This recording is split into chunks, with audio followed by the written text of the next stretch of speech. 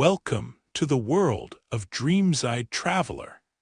Here, beneath the soothing sound of gentle rain, we journey through time and space, uncovering the mysteries of the past and diving into the most captivating pages of human history.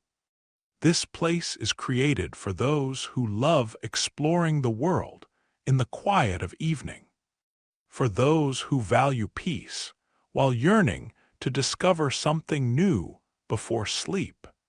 If you enjoy what you're hearing, please give this video a like. It helps other people find our stories. Help us reach our first 1,000 subscribers in our club of nighttime history lovers. And the Dreamside Traveler channel will become your faithful guide to sleep. We're constantly adding new stories for your peaceful evenings. And if you have ideas about which historical topics interest you, or simply want to share your thoughts, leave comments below the video. I'm genuinely curious to know what inspires you. Now close your eyes. Feel this gentle rain outside your window. Allow yourself to relax. Our journey begins right now.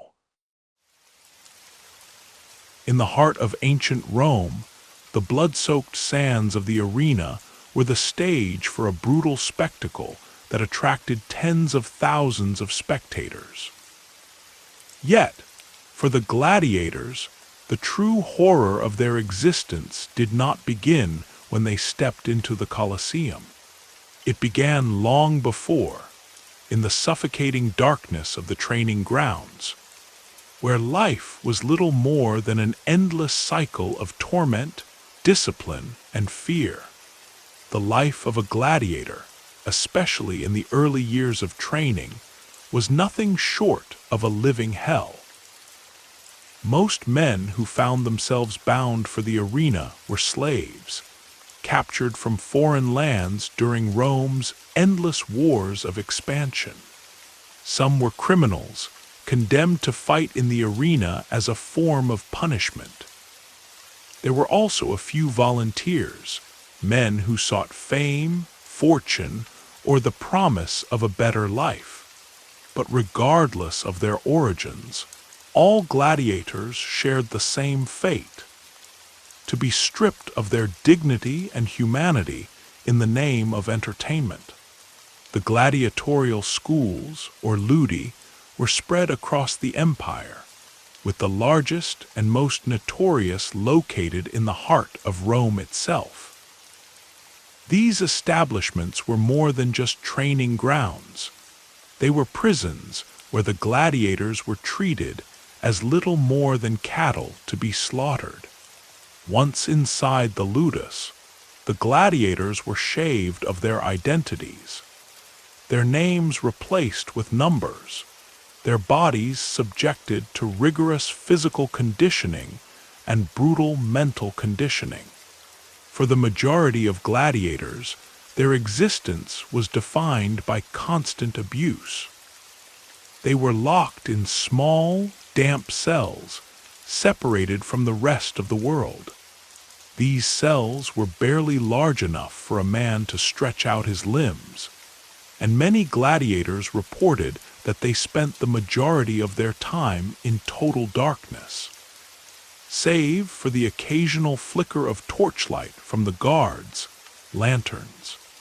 The smell of sweat, blood, and fear permeated every corner of the ludus, creating an atmosphere of overwhelming dread. Training in the ludus was an exercise in both physical and psychological destruction. The gladiators were taught by seasoned veterans who had survived many fights in the arena. They knew what it took to survive, and they made sure to impart their harsh lessons to their trainees. The training regimen was grueling and unforgiving, designed to break the will of even the strongest men. The first lesson, above all else, was to never show weakness, for weakness was as good as death in the gladiatorial world.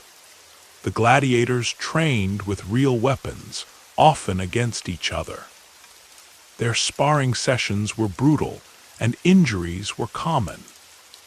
A slight misstep could result in a dislocated joint or a deep wound. But injuries were a minor concern compared to the psychological torment they endured.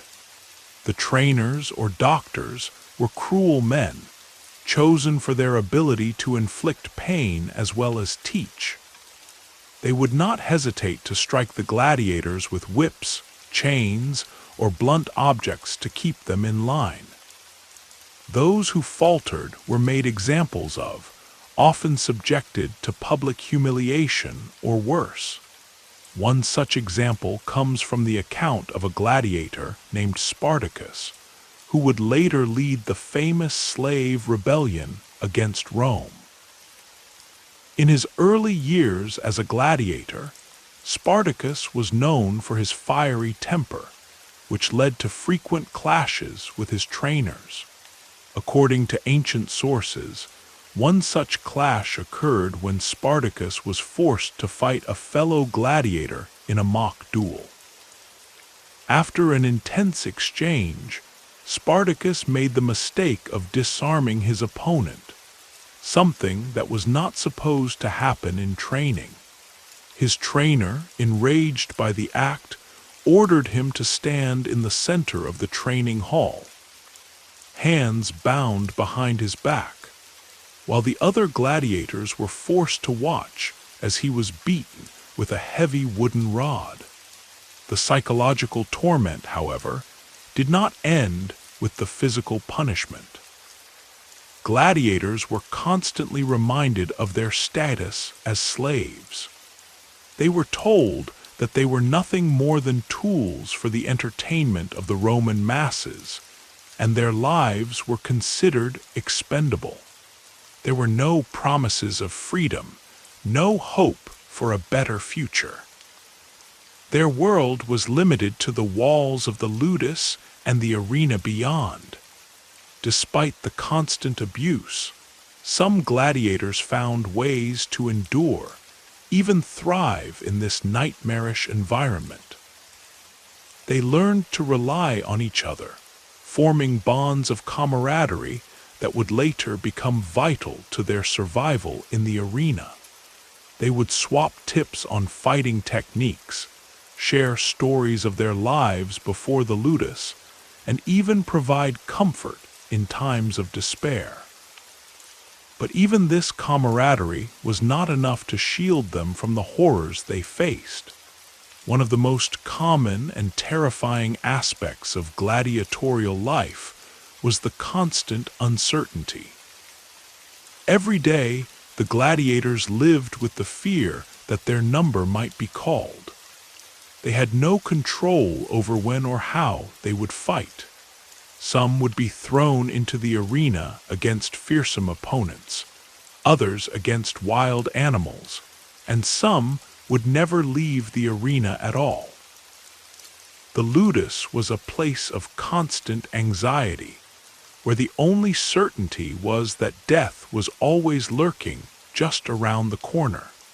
In some gladiator schools, the trainers would purposefully try to break the men psychologically by forcing them into mock battles with no intent to kill, only to humiliate them.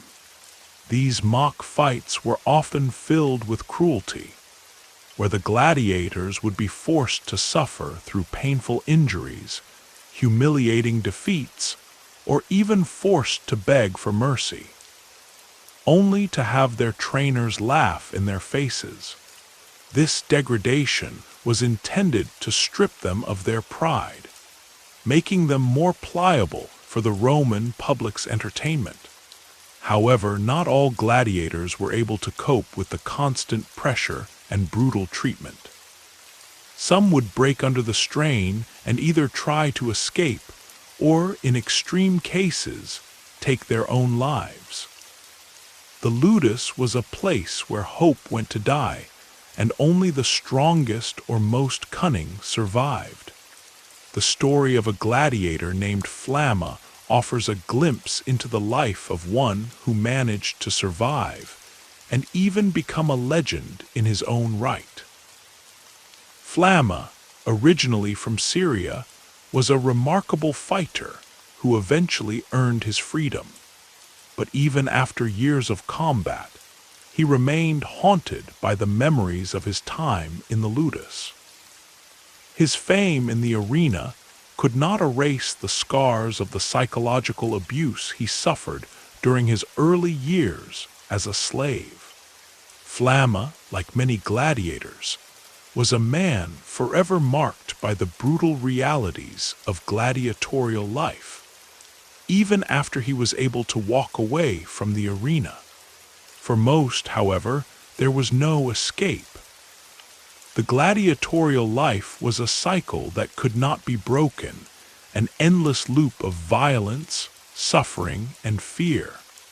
The gladiators may have been warriors in the eyes of the Roman public, but in reality, they were nothing more than slaves trapped in a system that sought to crush their spirits and their bodies for the sake of entertainment.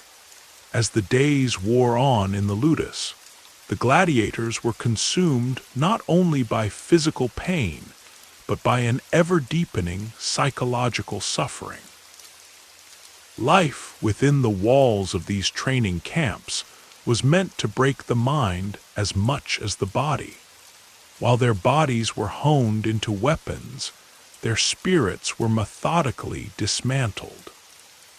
The ludus was a place where the will to live could easily be crushed, and the gladiators became more like automatons than men. Once they had entered the ludus, the gladiators were forbidden from interacting with the outside world, their lives confined to an unrelenting cycle of combat preparation and brutal training. The psychological warfare began the moment they set foot in the ludus.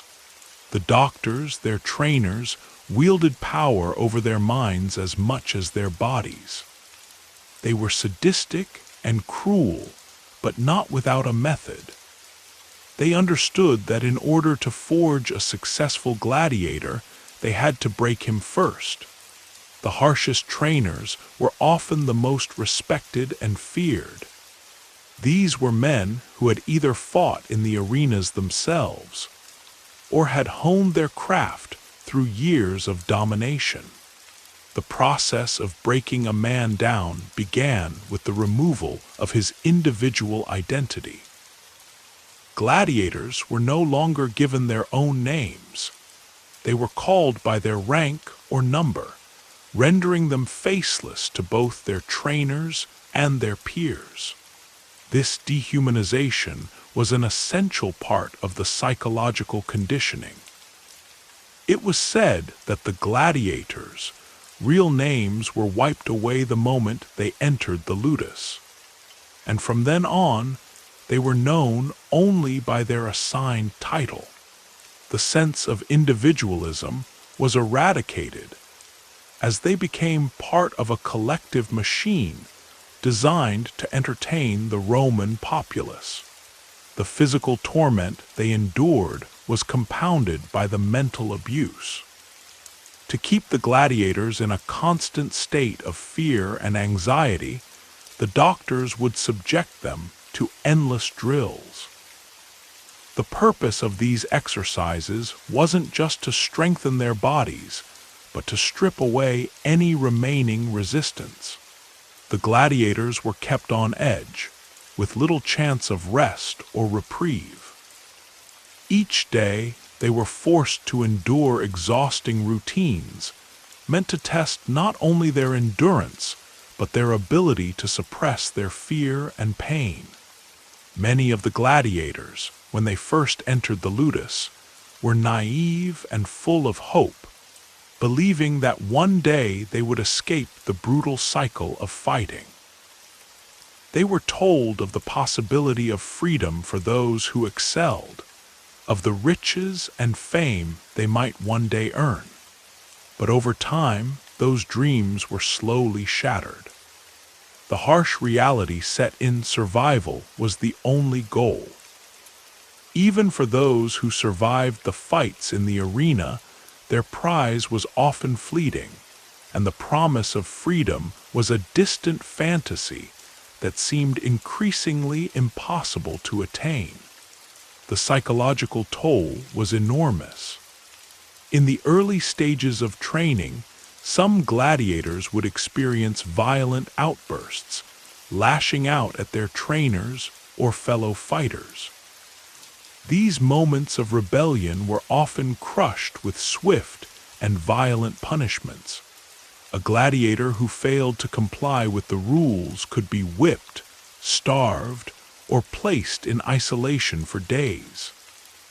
Sometimes, as a lesson, the doctors would force a gladiator to fight another in a mock battle. If one gladiator faltered or hesitated, he would be punished mercilessly. The goal was to instill in them a cold, calculated mindset, a need to kill without hesitation. For even the slightest pause in the heat of battle could result in their own death. For some, the only escape from the relentless psychological torture was to retreat into their own minds. Some gladiators developed mental coping mechanisms to survive. Some would think of their families back home, clinging to the hope that one day they might be freed. Others would bond with their fellow gladiators, forming alliances and friendships in an environment designed to break them apart. These bonds, though fleeting, were often the only source of comfort in an otherwise hostile environment. One gladiator named Crixus, a Gaul who had been captured in battle, became famous for his strength and skill. But he, like many others, was not immune to the crushing weight of the ludus. In one particular instance, after a particularly brutal training session, Crixus collapsed in exhaustion and despair. His trainer, seeing this as an opportunity to break him mentally, told him that he would never amount to anything, that he was nothing but a slave, and that his life would always be lived in chains. The trainer even mocked Crixus's native language, calling him a barbarian unworthy of Roman honor. It was a verbal assault meant to remind Crixus that no matter how strong he was still nothing more than property. This verbal abuse was commonplace in the ludus. Gladiators were subjected to insults about their heritage, their bodies, and their worth as men. The trainers would constantly reinforce the idea that they were disposable, that they were mere tools for the pleasure of the Roman people.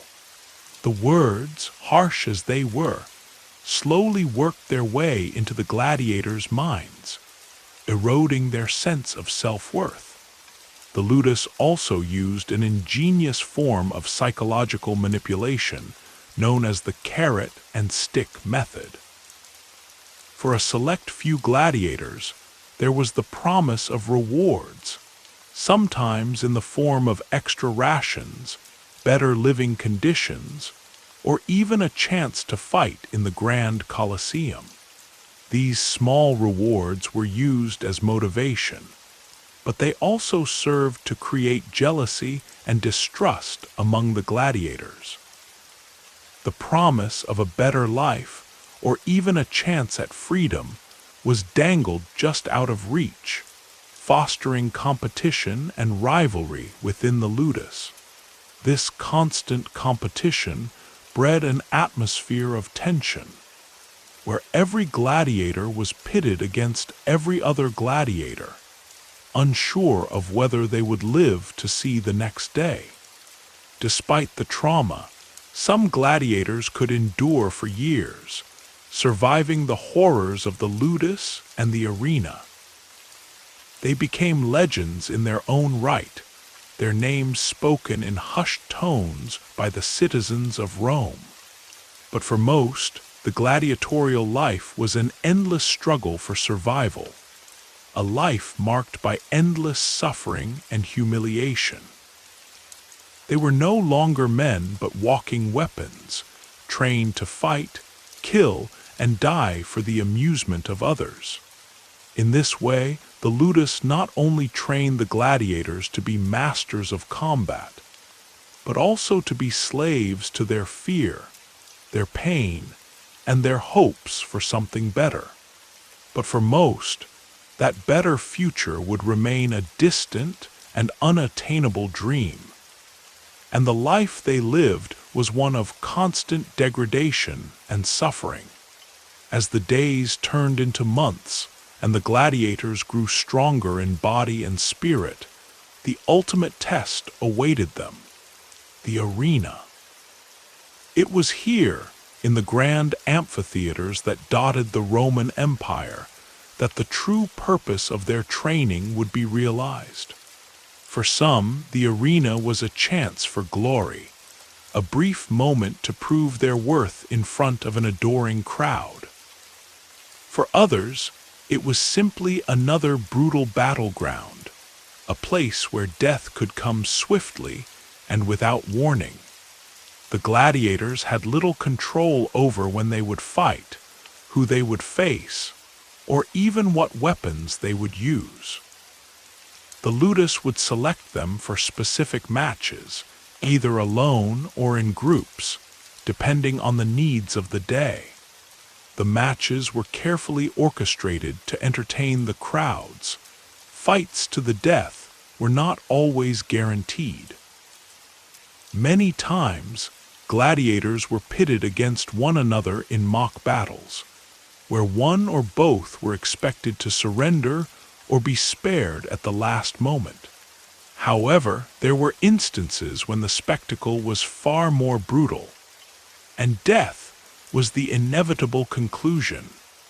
One of the most significant psychological burdens a gladiator had to bear was the knowledge that they might be forced to fight until death, but that this would never be a certainty until the moment the final blow fell.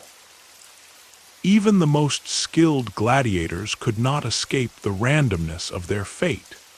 It was said that the best gladiators often had the most dangerous opponents.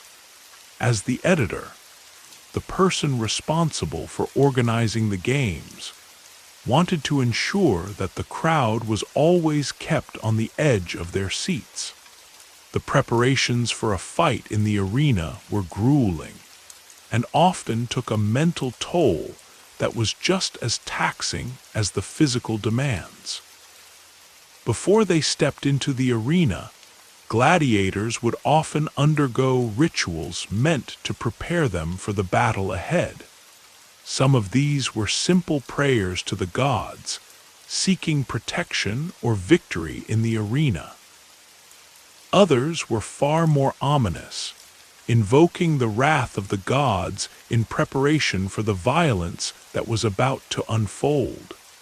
For many gladiators, these rituals provided a small semblance of control in a world that had long since stripped them of their agency. On the day of a match, the gladiators would be given only the barest of instructions. They might be told to face another man, to fight wild animals, or even to engage in a mock battle designed to test their endurance rather than their fighting prowess. The only certainty was that they would fight, whether they wanted to or not. The first moments before stepping into the arena were the most intense. Gladiators would often be positioned behind the walls, waiting for their names to be called. The roar of the crowd could be heard from the outside, growing louder and louder. And the gladiators would feel the rush of adrenaline as they prepared to step into the fray. It was at this moment, just before they were summoned, that many gladiators would experience the greatest sense of fear and uncertainty. For some, this fear would manifest as a primal need to flee. Accounts from ancient sources describe gladiators who would tremble at the thought of stepping into the arena, with some even attempting to escape or beg for mercy from their trainers.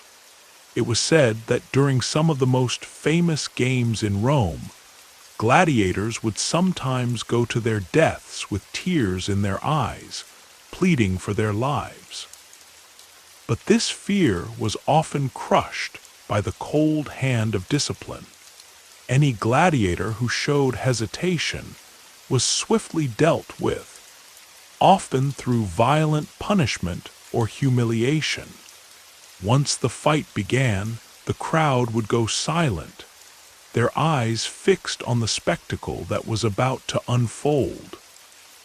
The gladiators, now stripped of their individuality, became mere instruments of violence. They were expected to fight with cold precision, to kill or be killed in front of thousands of eager spectators. The overwhelming pressure to perform was ever present, as the outcome of the fight could be the difference between life and death. For many gladiators, the fear of dying in the arena was constant, but it was not the only fear they faced. Some gladiators had to confront the possibility of suffering a fate worse than death. The brutal maiming that could occur when a fighter was left alive but permanently disfigured. Many gladiators faced severe injuries in the arena: broken limbs, dislocated joints, and deep gashes that would often lead to infection.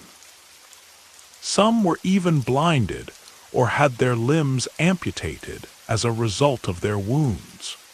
These injuries often resulted in a fate worse than death, as a gladiator could no longer fight, and thus lost their only source of value in the eyes of their owners.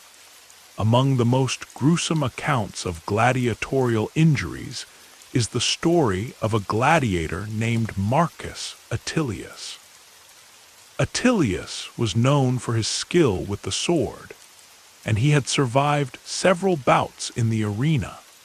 But during one particularly brutal fight against a larger opponent, he was struck in the leg, the blow severing an artery. As the blood poured from his wound, Attilius was forced to continue fighting, his vision growing dim. He was eventually brought down by a final strike to the chest, but not before suffering the excruciating pain of knowing that he would never walk again. The reality of gladiatorial combat was that death was not the only consequence. The constant fear of injury or permanent disfigurement kept gladiators in a state of constant dread. They would return to the ludus each night, their bodies broken and their spirits crushed, only to face the same fate the next day. However, for some gladiators, the prospect of survival and even the hope of fame drove them to push through the pain. They dreamed of victory, of the possibility of earning enough glory to gain their freedom. This was the ultimate prize for many gladiators, the idea that one day they might walk away from the arena and live as free men once again. It was said that the most celebrated gladiators would receive lavish rewards, riches, land, and most importantly, their freedom. These rewards were often enough to motivate gladiators to fight with all their might, even when they knew the risks. But for the vast majority, the ultimate prize was unattainable. The battles in the arena were brutal, and the overwhelming odds meant that most gladiators never made it out alive. For those who did survive, There was always the next fight, and the fight after that. There was never any true escape from the arena, only the faint hope that one day they might earn the freedom they so desperately craved. And so, day after day, the gladiators fought, not for glory or fame, but for survival. They became legends, not because they wanted to, but because the arena had forced them to become something more than men, something that could withstand the violence, the pain, and the fear, all for the entertainment of a society that cared little for their suffering. Within the brutal confines of the ludus, where every day was a struggle to survive, and every breath could be a prelude to death, the gladiators formed an unspoken bond, an alliance forged by mutual suffering.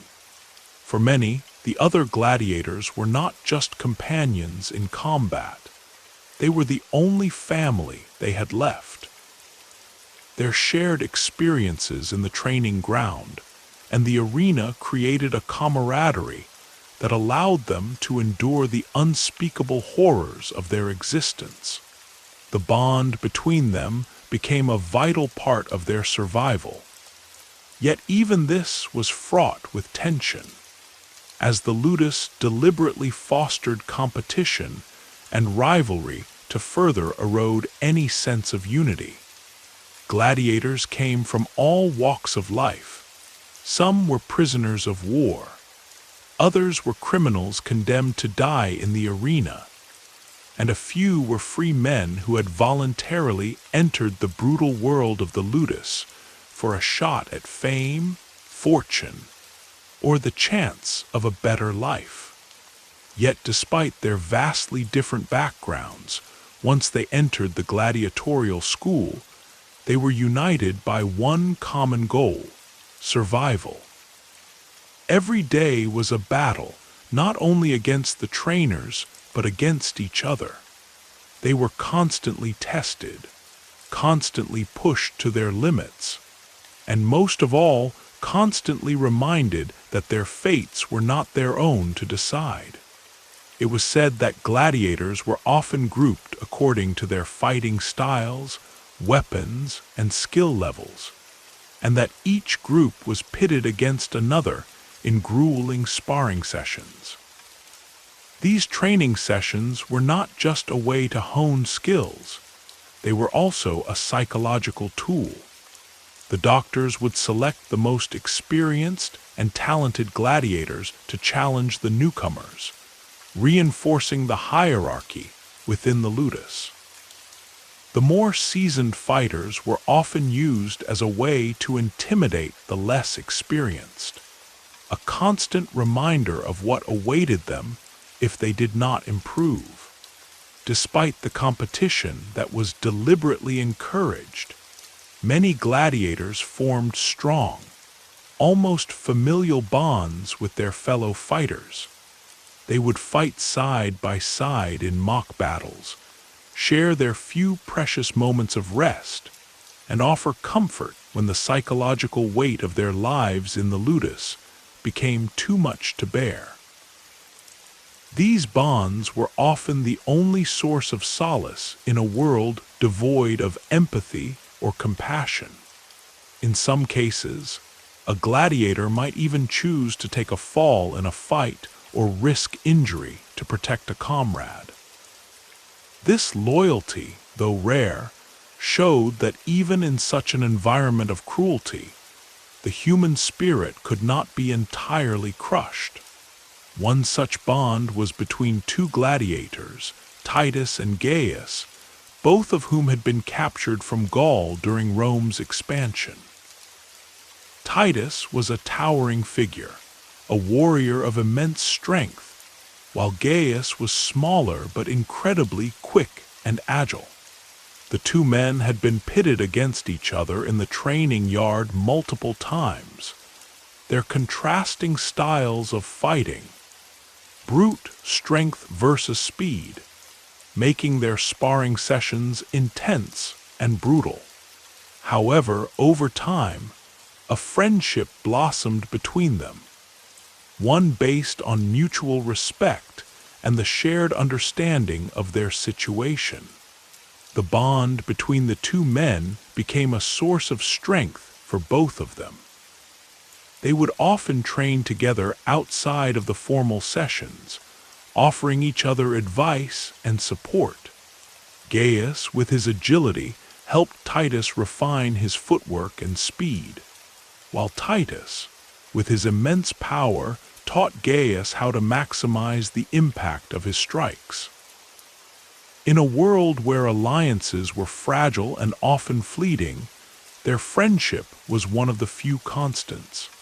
Yet even the strongest bonds could be shattered in the ludus. The pressure of competition and the constant threat of death weighed heavily on the gladiators. One tragic example of this occurred when Titus and Gaius were chosen to fight in a match against each other in the arena. Though they had trained together, fought together, and shared their hopes and fears, the nature of their existence in the ludus meant that one of them had to fall. The editor of the games, knowing the bond between the two gladiators, had orchestrated this fight as a spectacle to show the audience the true horror of gladiatorial combat, the ultimate test of loyalty, survival, and fate. When the day of the fight arrived, the two men were thrust into the arena before a crowd of thousands. The roar of the spectators rang in their ears as they faced each other, swords drawn. Titus and Gaius knew that only one of them would survive. The fight was brutal, a contest of skill and strength, with each gladiator pushing the other to their limits. In the end, it was Titus, with his overwhelming strength, who struck the fatal blow. Gaius collapsed to the sand, blood pouring from his wound, his eyes filled with shock and disbelief. Titus stood over his fallen comrade, unable to savor the victory. His heart was heavy with the weight of the blood he had just spilled, but in the ludus, such feelings were a luxury he could not afford. The match was a spectacle for the crowd, but for Titus, it was the beginning of an unbearable internal struggle. He had survived, but at what cost? His bond with Gaius had been severed by the very system that had enslaved them both. He was left with the knowledge that his survival in the ludus came at the expense of those he cared for, and that he would continue to fight, continue to kill, until there was no one left to fight. Titus's struggle, though extreme, was not unique.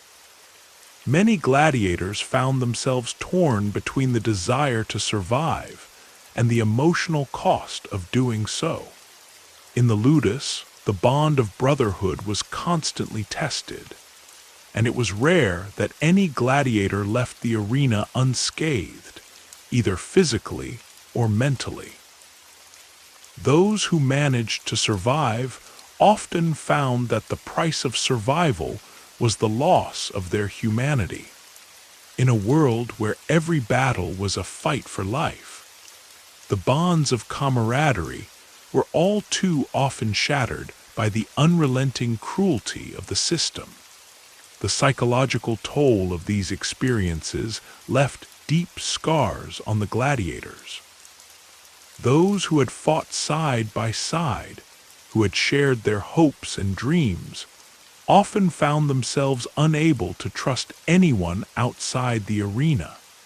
The trauma of seeing friends and brothers fall in combat, knowing that they too might one day face the same fate, was a burden that few could bear without eventually succumbing to madness or despair. Some gladiators tried to cope by retreating inward, creating mental barriers to protect themselves from the harsh realities of their existence. Others sought solace in their memories of life before the ludus, clinging to the hope that one day they might escape and return home. But for most, the brutal conditions of the ludus wore down their resistance, leaving them broken and empty, mere shadows of the men they had once been. And so the gladiators continued to fight, day after day, battle after battle, caught in a never-ending cycle of violence and survival. They were warriors, yes, but they were also men who had been stripped of everything that made them human.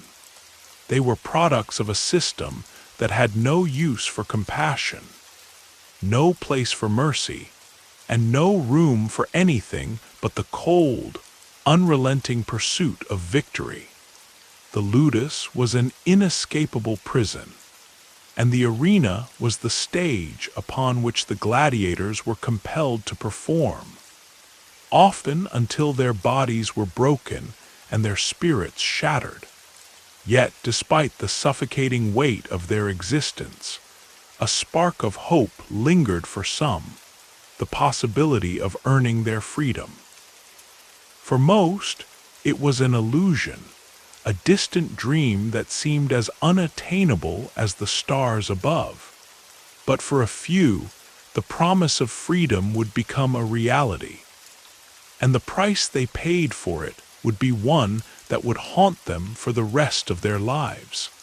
Freedom was the ultimate prize for a gladiator, but it was a prize that came at the highest of costs. A gladiator who survived numerous matches, who demonstrated skill, valor, and strength, might be granted the rudis, a wooden sword symbolizing their release from the arena. But the path to this freedom was fraught with unimaginable obstacles, and few ever reached it.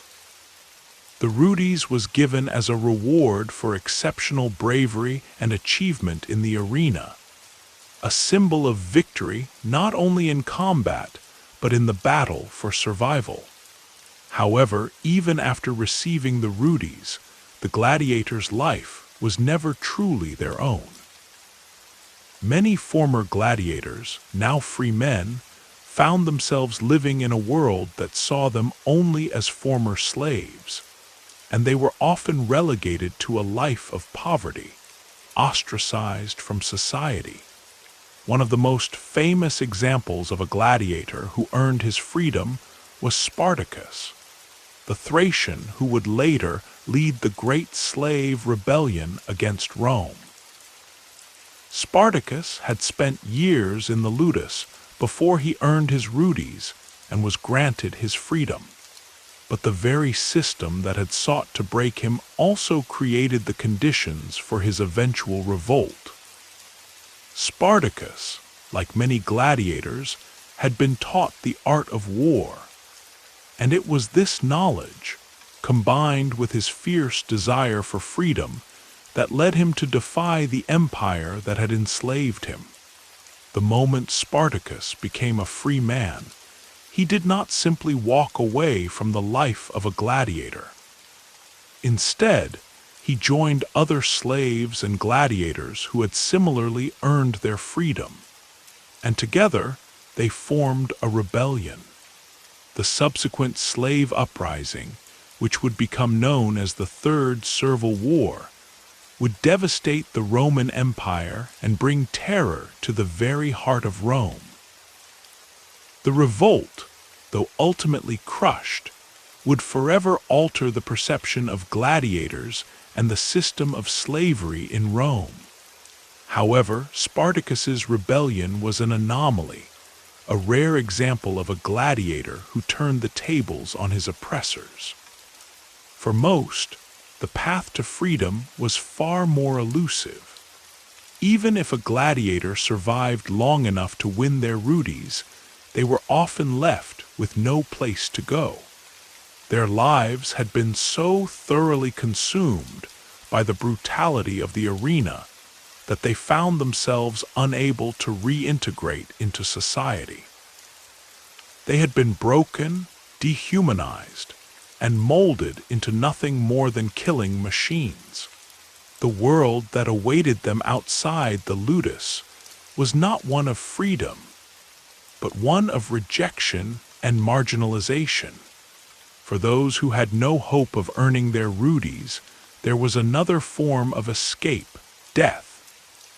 The arena, though a place of suffering, was also a place where the gladiators could seek release from their torment. Some would face their opponents with the full knowledge that they would not survive. They would fight not for victory, but for the hope that their death would bring them peace. For these gladiators, death was the only way out, and it was a release they welcomed. One of the most tragic aspects of gladiatorial life was the fact that many gladiators, despite their skill and bravery, would never survive long enough to earn their freedom. They would be consumed by the violence of the arena, their lives sacrificed for the amusement of the crowds. The editor of the games, who had the power to decide which gladiators would fight and which would be spared, often chose to throw the most skilled fighters into the most dangerous matches, where they had little hope of survival. In these moments, the gladiators faced the cruel reality that their lives were worth less than the price of admission to the games. The gladiators were often treated as disposable commodities, their worth measured only by their ability to entertain and kill. Once they had outlived their usefulness or been seriously injured, they were discarded. For many, this meant a life of suffering and indignity. Some were sold into other ludi or sent into exile, their future uncertain. Others were left to die in the streets, their bodies unclaimed and forgotten. The system of gladiatorial combat was a cruel one, and it showed no mercy to those who were no longer useful. Yet there were some who managed to find ways to escape the brutality of their existence. In rare cases, gladiators who had earned their freedom would manage to build new lives for themselves. They might become trainers for new gladiators, or even join the ranks of Roman soldiers. But these cases were few and far between. For the vast majority, there was no escape from the ludus, no respite from the constant violence and fear. The gladiators were trapped in a system that had no place for mercy, no space for hope. The story of the gladiator who earned their freedom, who fought their way out of the ludus and lived to see another day, is a rare one, a story of resilience and defiance in the face of overwhelming odds. But for most, the reality of gladiatorial life was far more tragic. The price of freedom was too high for all but a few, and those who did manage to survive found themselves forever scarred by the brutal world they had been forced to inhabit. Even those who escaped the ludus with their lives, their bodies intact, could not escape the emotional scars of their experiences. The trauma of the arena never left them. They would forever be haunted by the blood they had shed, the friends they had lost, and the battles they had fought. The gladiators may have been freed from their chains, but they were never truly free from the shadow of the arena. In the end, the story of the gladiators is one of survival and sacrifice, of men who fought and died in a world that had no place for mercy or compassion. They were warriors, yes, but they were also victims of a system that dehumanized them for the sake of entertainment. Their legacy, though remembered and revered in some circles, is ultimately a tragic one. a testament to the cruelty of the Roman Empire and the price that was paid for its bloodlust.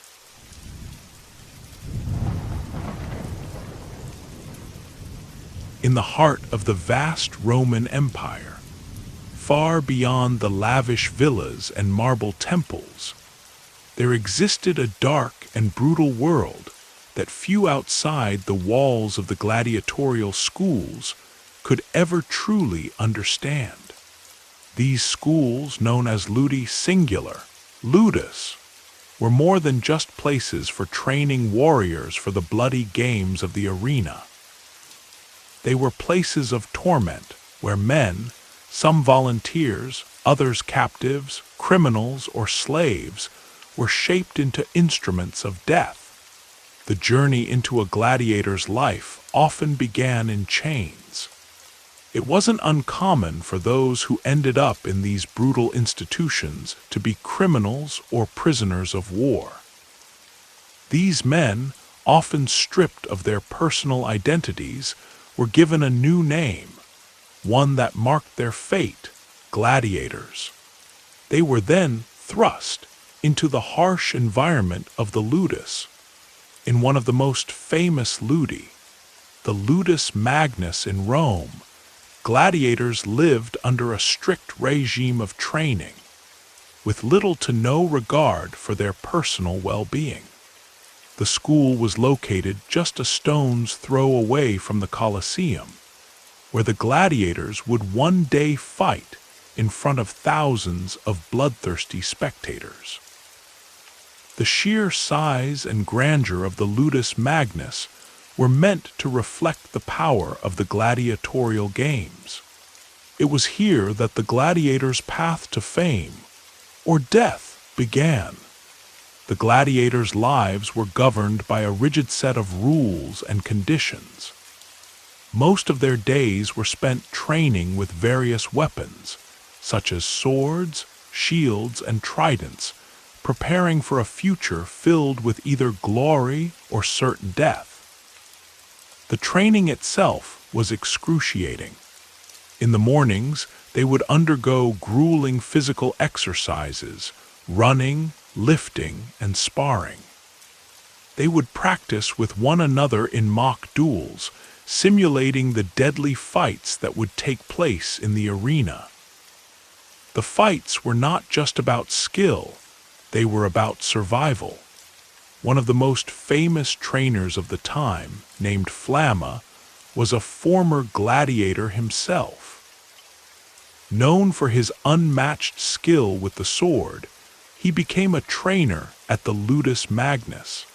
Flamma was known to push his students to their limits, ensuring they understood the severity of the world they had entered. He would often say, "Only the strong survive here," a motto that would become the mantra for those who trained under him. But the physical toll was only part of the battle. The mental and psychological pressure was far greater. In these schools, the gladiators were treated not as human beings, but as mere tools for the amusement of the Roman masses. They were often forced into brutal duels, where they would be pitted against one another in a fight to the death. The owner of the ludus, known as the lanista, had complete control over their fate. These men were often former gladiators or wealthy sponsors who had a financial interest in the games. The lanista was responsible for overseeing the gladiators' training, feeding them, and ensuring they were prepared for the arena. The psychological toll on the gladiators was immense.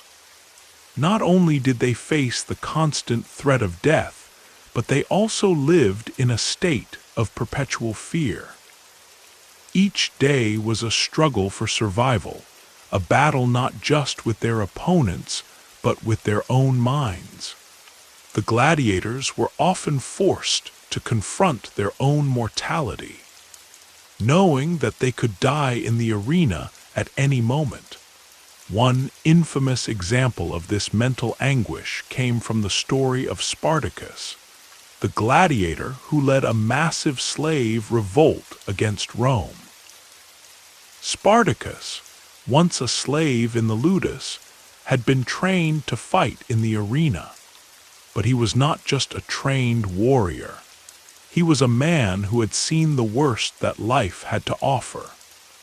His rise to power began in the ludus, where he was subjected to cruel treatment and forced to fight in brutal battles. It was there that he realized the futility of his existence as a gladiator. He broke free, eventually leading a rebellion that shook the Roman Empire to its core. But for many other gladiators, escape was not an option. They were bound by their circumstances, trapped in a world where death was always lurking just around the corner. The life of a gladiator was a life without hope, and for many, it was also a life without purpose. But despite the brutal conditions, some gladiators found a sense of camaraderie and even pride in their status as warriors. They were revered by the Roman people, their names known far and wide. Gladiators could earn money, fame, and the chance to buy their freedom. Yet, for everyone who achieved such status, there were countless others who perished without ever achieving their dreams. The brutal existence of the gladiators was only one part of their lives in the ludus. There was a system of hierarchy among them, and not all gladiators were equal. Some were favored by the lanista and granted special privileges, while others were treated as little more than expendable tools. The most skilled fighters had the best chance of survival, as they were chosen to participate in the most prestigious games, where they could gain fame and recognition. These gladiators often had their own separate training areas, where they were given the finest food and equipment. But even the most renowned gladiators were constantly reminded of the precariousness of their position. Their lives were tied to the whims of their owners, the lanistae, and the fickle nature of the crowds in the arena. Gladiators could rise to the heights of fame and fortune one moment, only to fall from grace in a flash if they failed to impress the spectators. The crowds, often filled with Roman citizens hungry for bloodshed, could turn on a gladiator in an instant, demanding his death if he failed to perform. It was a brutal, unforgiving world, where only the strongest and most adaptable could survive. Some of the gladiators, particularly those who had been captured in battle or were born into slavery, were sent to the ludus with no choice in the matter. They were essentially condemned to a life of violence and suffering, their every moment controlled by the lanista. However, there were also those who volunteered to become gladiators. These men, often seeking wealth, fame, or the chance to escape poverty, chose to enter the arena, believing that the rewards of victory were worth the risk of death. One such example was Priscus, a famous gladiator who achieved renown for his skill and bravery. His story is recorded in the Chronicles of the Gladiators, an ancient text that recounts the lives of the most celebrated fighters. Priscus was a murmillo, a type of gladiator who fought with a large sword and a heavy shield. His fights were legendary, and he quickly became a favorite among the crowds. Despite the dangerous nature of his profession, Priscus found a sense of purpose in the arena. He earned large sums of money, and his popularity among the Roman people grew. But even Priscus, despite his success, could not escape the constant threat of death.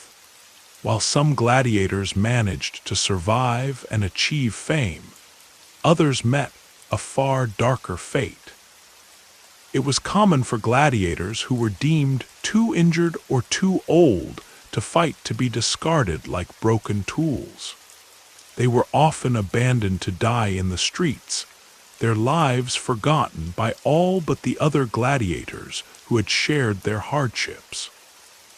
The ludus was a place where human lives were expendable, and death was always just one battle away. The brutality of the ludus extended beyond the physical and psychological conditions that the gladiators endured. There were also rituals and ceremonies that took place before each fight, designed to prepare the gladiators for the violence they were about to experience. These rituals, though not always documented in detail, were thought to involve prayers, offerings to the gods, and a final mental preparation before entering the arena. Some gladiators even wore charms or amulets, believing that these items would protect them from death. One of the most infamous ceremonies was the Pampa, a procession that took place before the games began. The gladiators would march through the streets, paraded before the crowd as if they were sacrifices to the bloodthirsty gods of the arena. The Pampa was a grand spectacle, with the gladiators dressed in their finest armor, their faces painted in preparation for the fight. It was a moment of glory for some, and for others, a grim reminder of the fate that awaited them. During these processions, the Lanistae would often offer a final word of encouragement to the gladiators. They would remind them of their place in the social hierarchy, telling them that their lives were worth little beyond the spectacle they would provide. It was a harsh reality, but one that every gladiator knew they had to face. The ludus was a place where only the strongest survived, and where the weak were discarded without mercy. But despite the oppressive atmosphere of the ludus, there were moments of camaraderie among the gladiators. They would form bonds with one another, sharing their stories, their hopes, and their fears. These men, who had once been strangers to each other, became a family of sorts, united by their shared fate. They would comfort each other in their darkest moments, and together they faced the horrors of the arena.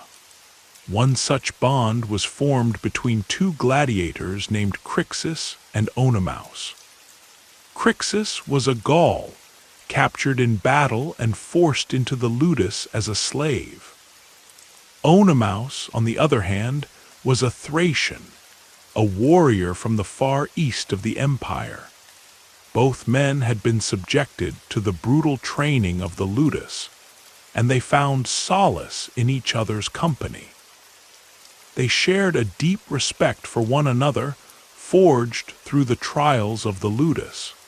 Their bond would later become famous, as both gladiators played pivotal roles in the Third Servile War, the largest and most famous slave revolt in Roman history.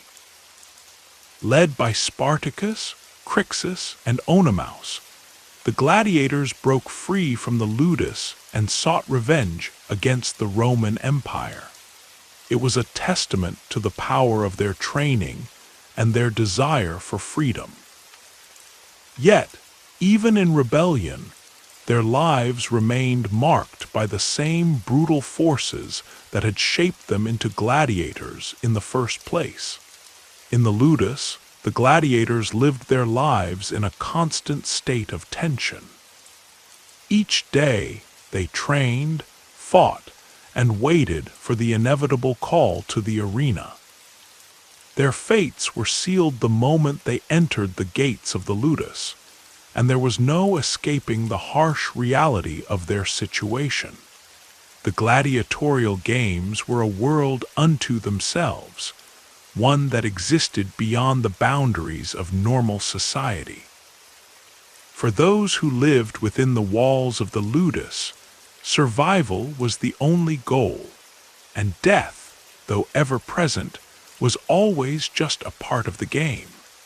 The ludus was not just a place of brutal training and forced labor. It was, in many ways, a crucible where the personalities of gladiators were forged. Over time, they became not just men of flesh and bone, but symbols of Roman strength, honor, and sacrifice. The Roman people revered gladiators as much as they feared them, and their presence in the arena was an embodiment of Rome's might and glory. Yet beneath the surface of that grandeur, the gladiators' lives remained grim and fraught with violence. A pivotal aspect of a gladiator's life was the never-ending cycle of battles and their preparation for the arena. In the ludus, the fight was not just physical, it was deeply psychological. Gladiators spent years in training, but their skills were honed not only by the intensity of the drills, but by the knowledge that they had to survive.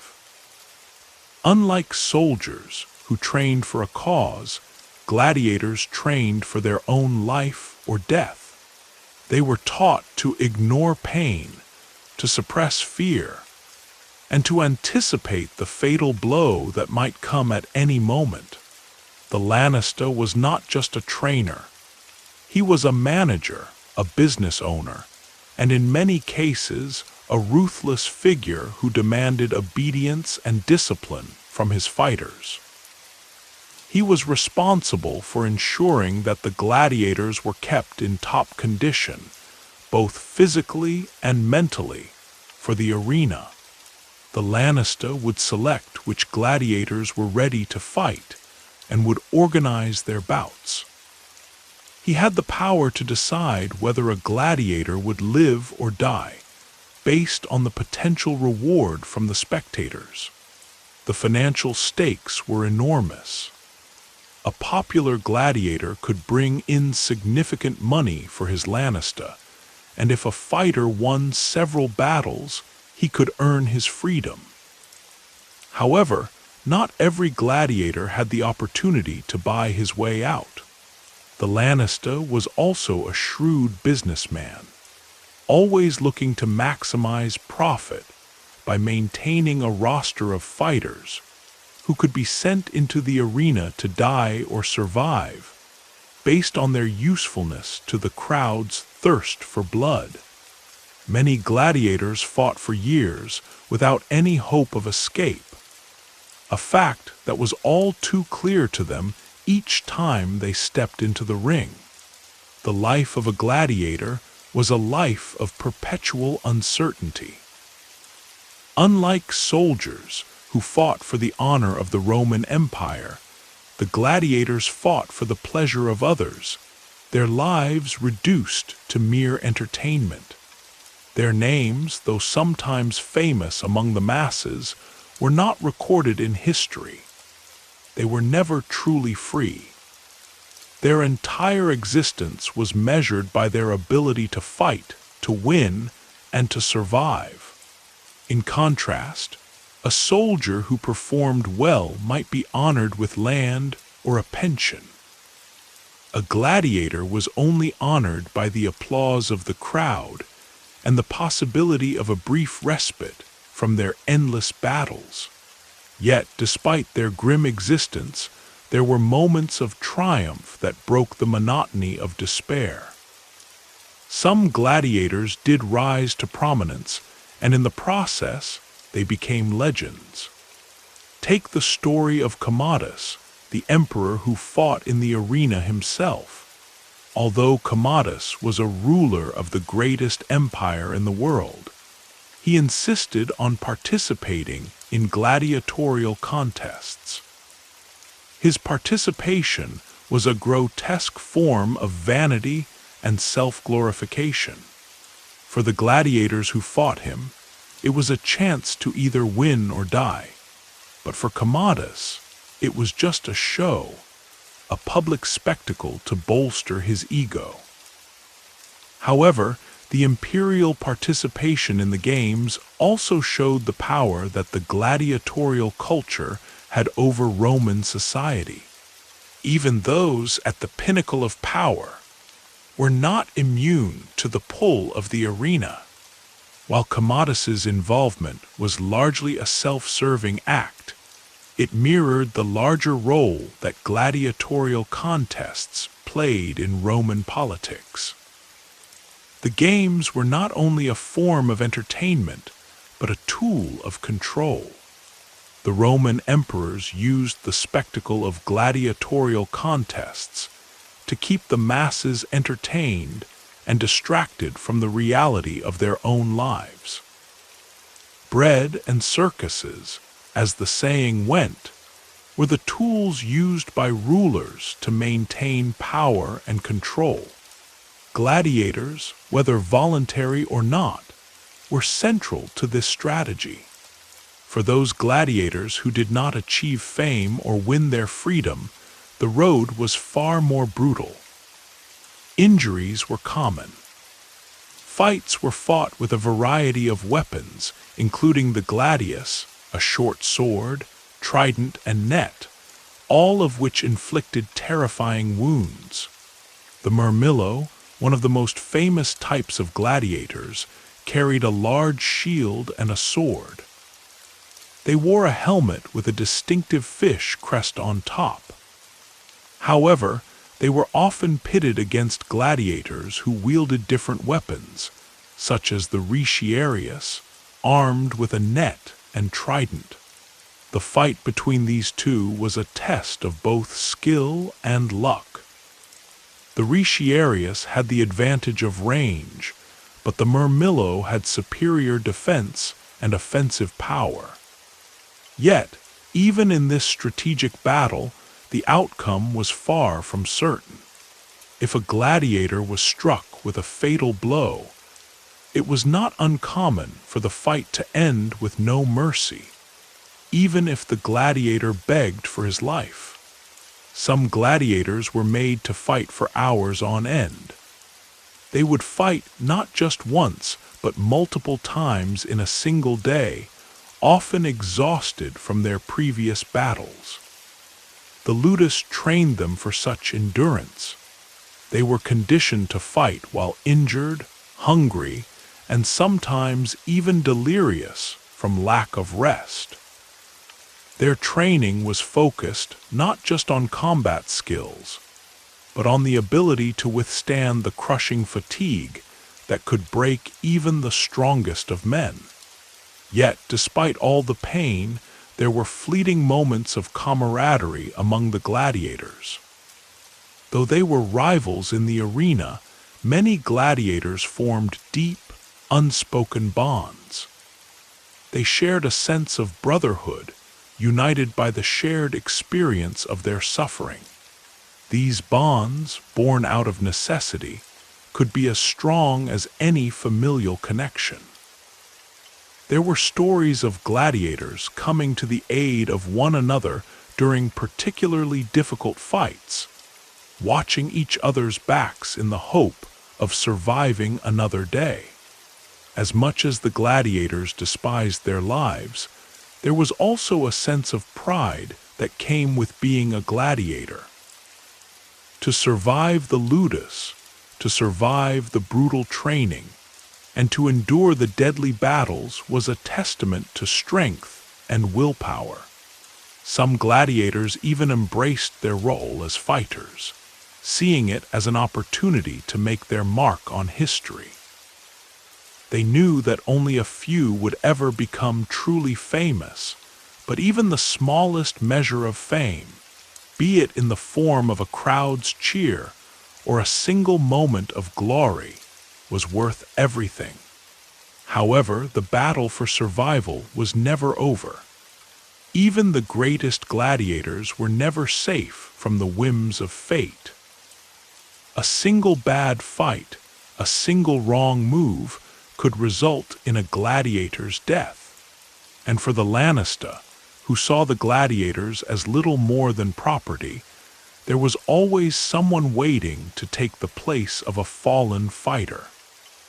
The system was unforgiving.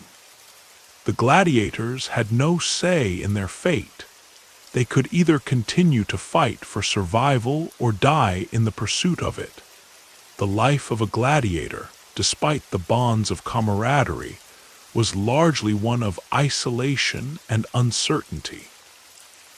Even as they formed these fleeting friendships, gladiators knew they could not rely on anyone for their survival. At the end of the day, the only person who mattered was the gladiator himself. The harsh reality was that their fates were always in the hands of their Lanista, the owner of the ludus, and the audience in the arena. The crowd's fickleness was one of the most terrifying aspects of the gladiator's existence. If a gladiator failed to impress, if he stumbled in the fight, or if his movements were not swift and perfect, he would be punished with the cruelest of all sentences: death. The Lanista would observe the fights closely, noting which gladiators brought in the most cheers and applause. Those who were deemed too weak or incapable of giving the audience the spectacle they desired were often sold or discarded. The life of a gladiator was constantly subject to this evaluation. At any moment, they could become irrelevant, and their existence could be erased. One particularly harrowing example of this occurred during the reign of Emperor Nero. He was notorious for his cruelty and obsession with spectacle. Nero, who saw himself as both a ruler and a performer, would often participate in the games, forcing even high-ranking Romans to watch him fight. While this might have been a great honor for some gladiators, for many others, it was the ultimate humiliation. The pressure to impress Nero to gain his favor was overwhelming, and many gladiators felt that even their lives were subject to the emperor's whims. There were reports of gladiators being forced to fight to the death in staged battles simply to entertain the emperor, with no chance of survival for those who were deemed less entertaining. One of the most famous and tragic moments came when a gladiator named Sporus was ordered by Nero to fight in the arena. Nero, in a fit of madness, had sentenced him to death after the gladiator had failed to impress him. This particular fight, staged with the highest of stakes, would remain a horrifying reminder of how easily a gladiator's life could be extinguished in an instant. Sporus had been a well-known fighter, respected by his peers for his bravery. But in the face of Nero's bloodlust, his skills were no match for the emperor's insatiable desire for power. Despite the tyranny of such emperors and the brutal reality of their existence, some gladiators did manage to break free from the cycle of violence. While rare, there were instances where a gladiator's prowess in the arena, coupled with his personal charisma, could allow him to earn the freedom he desperately sought. This was the ultimate goal for many, a life free from the bloodshed and chains of the ludus. But even those who managed to achieve freedom often found that their past was never truly behind them. The famous gladiator Flamma is one such example. Flamma, known for his skill with the gladius, had become a star within the ludus.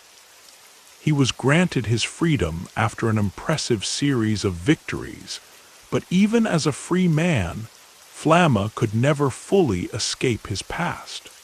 He chose to continue fighting, as it was the only life he knew. But this was not a freedom in the true sense of the word. It was a freedom bound by the expectation of continued performance, where his life was still controlled by the demands of the audience and the Lannister. This brings us to the tragic irony of the gladiators' existence. Even those who achieved freedom or fame were still tethered to the games. For most, gladiatorial combat was not just a phase of life. It was a sentence they carried with them, regardless of whether they were free men or slaves. One of the most poignant stories from the Ludus comes from the account of a gladiator named Aurelius. He was a man of noble birth, captured during a conflict with a foreign tribe. His name was once well known in his home country, but when he was brought to Rome as a slave, his identity was erased, and he became nothing more than another fighter in the arena.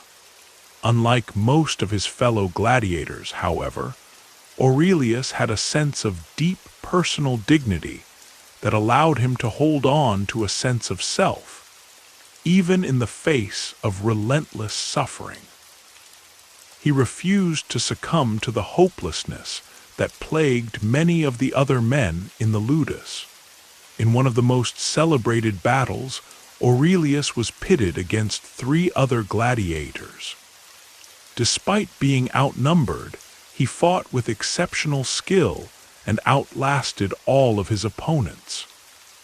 The crowd went wild with excitement, and even the Lannister took notice.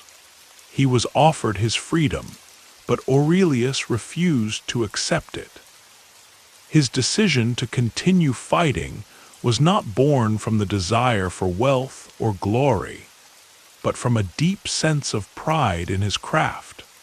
He felt that the arena was where he truly belonged, where his skill and honor could be expressed, no matter how fleeting that expression might be.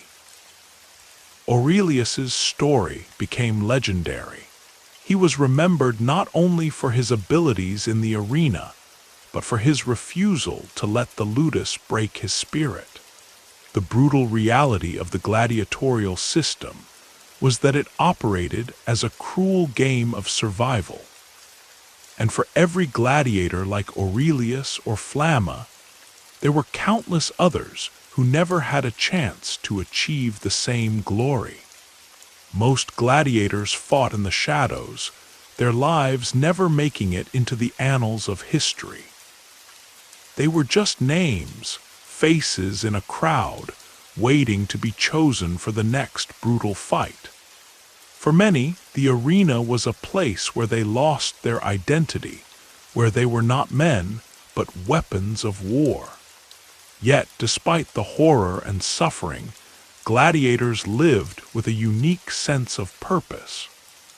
They knew that the only way to survive was to be the best, and for some, that meant embracing the fight with every ounce of their being, pushing themselves beyond their limits to ensure that they lived to see another day.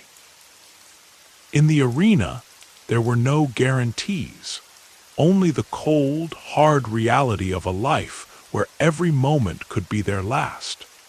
As time passed, the games themselves began to evolve, becoming more elaborate and increasingly brutal. The spectacle of gladiatorial combat became one of the defining features of Roman society. It wasn't just about the fights themselves, it was about the power and control that the games symbolized. The arena was a reflection of Roman society's values: strength, power, and dominance over those weaker than oneself. And at the heart of it all were the gladiators, men whose lives were nothing more than a currency in the Roman Empire's quest for glory. As the centuries passed, the spectacle of gladiatorial combat continued to shape Roman culture, but its impact extended far beyond the walls of the ludus and the arena. Gladiators, despite their suffering and exploitation, became larger-than-life figures in Roman society. Their names and deeds were immortalized in songs, stories, and statues, though their own personal stories were often lost to history. The games themselves, however, were not merely a form of entertainment. They were a symbol of Roman power and control. The emperors, by hosting these spectacles, solidified their hold over the people.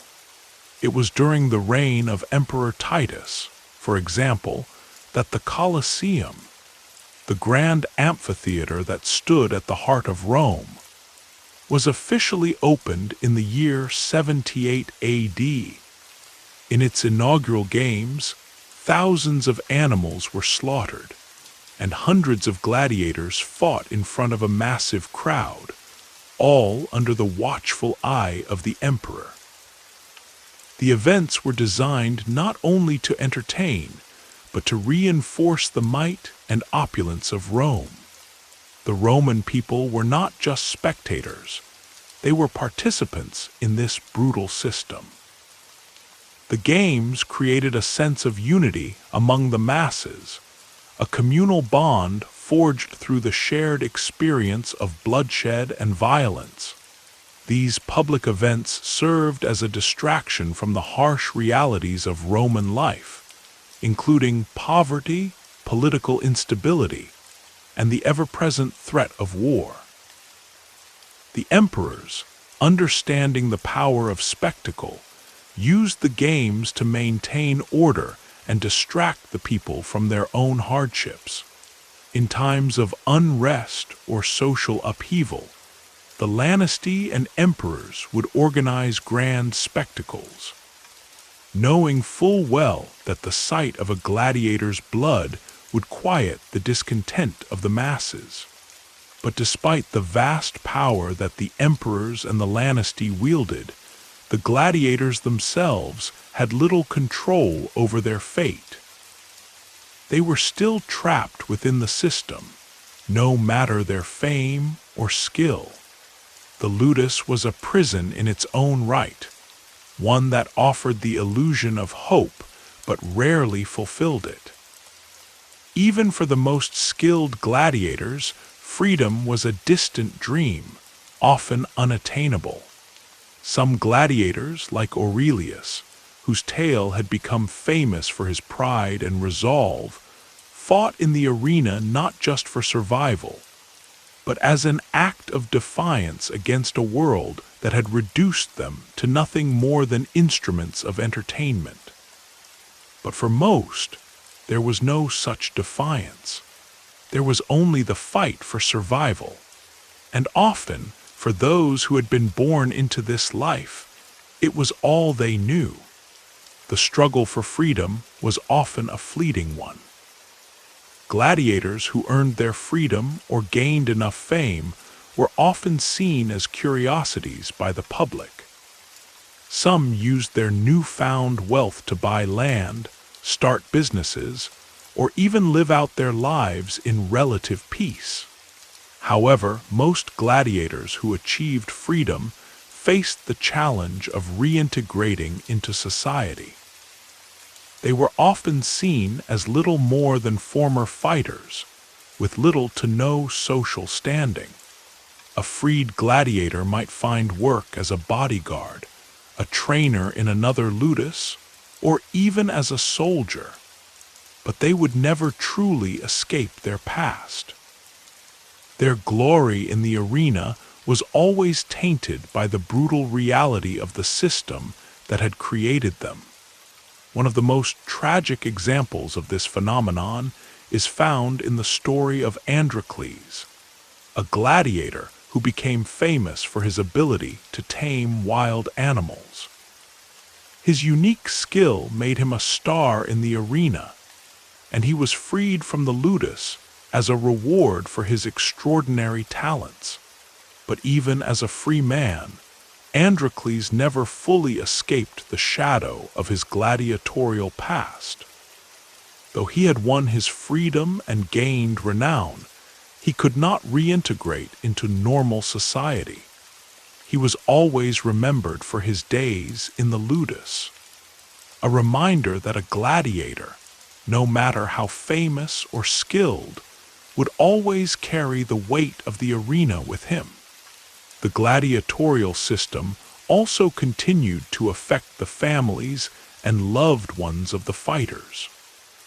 For many gladiators, their families were left behind in far-off lands, sometimes never to see their loved ones again. The story of Vercingetorix, a young Gallic gladiator who had been captured and forced into the ludus of Capua, is one such tale. Vercingetorix's family had no idea whether he was dead or alive for many years. In the ludus, a gladiator's identity was often erased. They were reduced to numbers or names that were assigned by their lanista. And often, they would never know what became of their families once they left their homeland. Despite this, there were times when families did reunite, though these moments were rare. A gladiator's hope for freedom was often wrapped in the desire to one day return home to see their families once more. But even that hope was fleeting. Many gladiators died in the arena before they ever had the chance to see their loved ones again. For those who did make it through to the other side, the cost of survival was often high. In the final days of the gladiatorial games, when the empire was on the decline, the ludi began to lose their popularity. The rise of Christianity, with its focus on compassion and the sanctity of life, led to a growing movement against the games. In 325 AD, the Emperor Constantine officially banned gladiatorial combat in the Roman Empire, although it took time for the practice to fully disappear. The gladiatorial games, once the pride of Roman society, were no longer seen as a symbol of Rome's power. The system that had built the ludus, that had created the gladiators, was no longer sustainable. The gladiators had been the last to know it, their blood still staining the sands of the arena, even as the empire that had made them crumbled around them. Yet, despite the decline of the gladiatorial games, the legacy of the gladiators persisted in the collective memory of Rome. They had been the most extreme reflection of the empire's thirst for power, control, and spectacle. And as the empire fell, so too did the brutal system that had given rise to the gladiators. Their lives, and the lives of countless others like them, were reminders of the price paid for the endless pursuit of glory in the Roman world. The gladiators in the end became symbols, not of Roman strength, but of its cruelty. And their story, though largely forgotten by time, lived on in the hearts of those who still remembered their names, their struggles, and their fight for survival in a world that had forsaken them.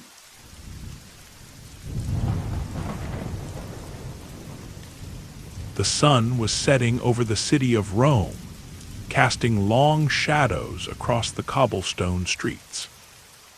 The bustling city, with its grand temples, imperial palaces, and busy marketplaces, seemed so far removed from the dark and grim world of the gladiatorial schools. These institutions, known as ludi, were scattered across the empire, where young men, often prisoners of war, slaves, or even volunteers, trained to become the very tools of death and spectacle that captivated the crowds. The life of a gladiator was far from glamorous.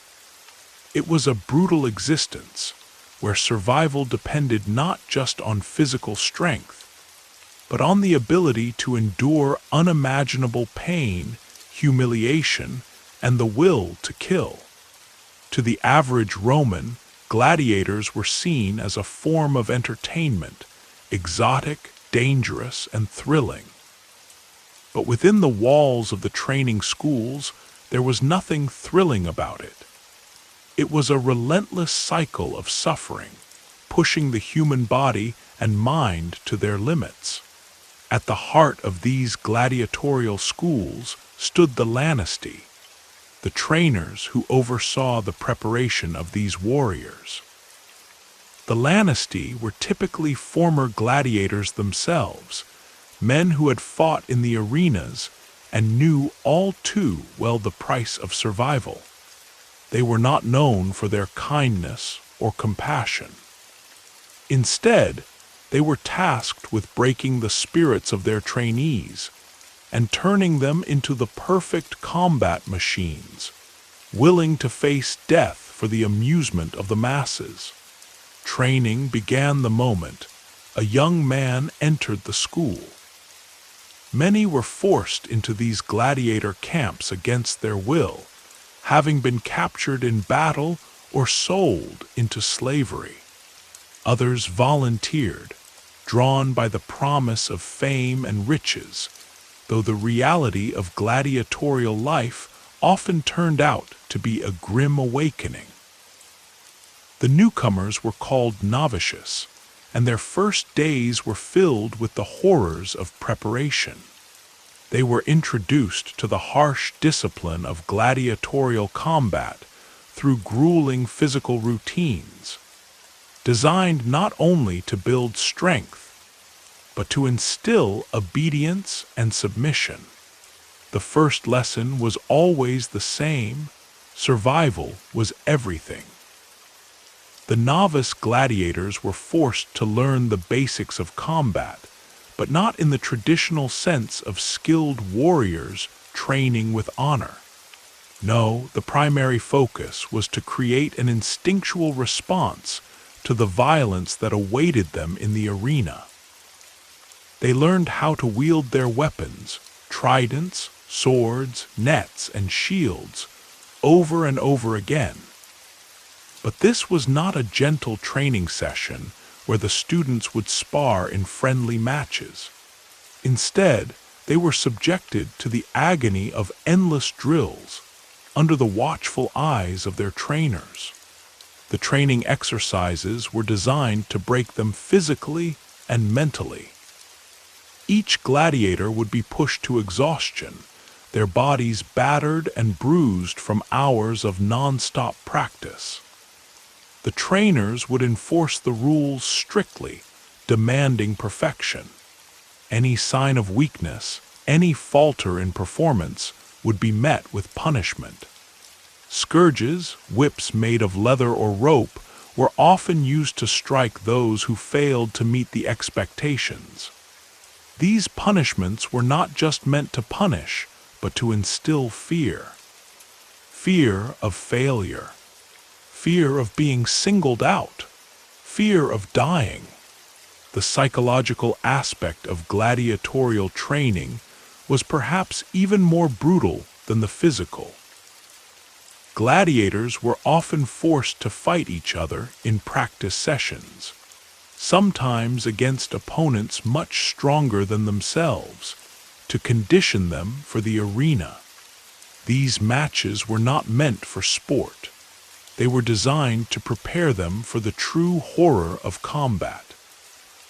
Gladiators were constantly reminded that death could come at any moment, that the crowds in the amphitheater cared nothing for their lives, only for the spectacle. Trainers used fear as a tool to control them. The gladiators were told that their lives outside of the arena were meaningless. They were reminded that their value lay only in their ability to entertain the public with their bloodshed. This constant mental abuse shaped them into ruthless warriors. The gladiators were not only taught how to fight, but also how to kill. Killing was not just a matter of survival, it was an expectation. Those who failed to show the will to kill, to end the life of their opponent as quickly and efficiently as possible, were punished or left to fight in the most dangerous matches, often to their deaths. A famous historical account describes the life of a gladiator named Spartacus.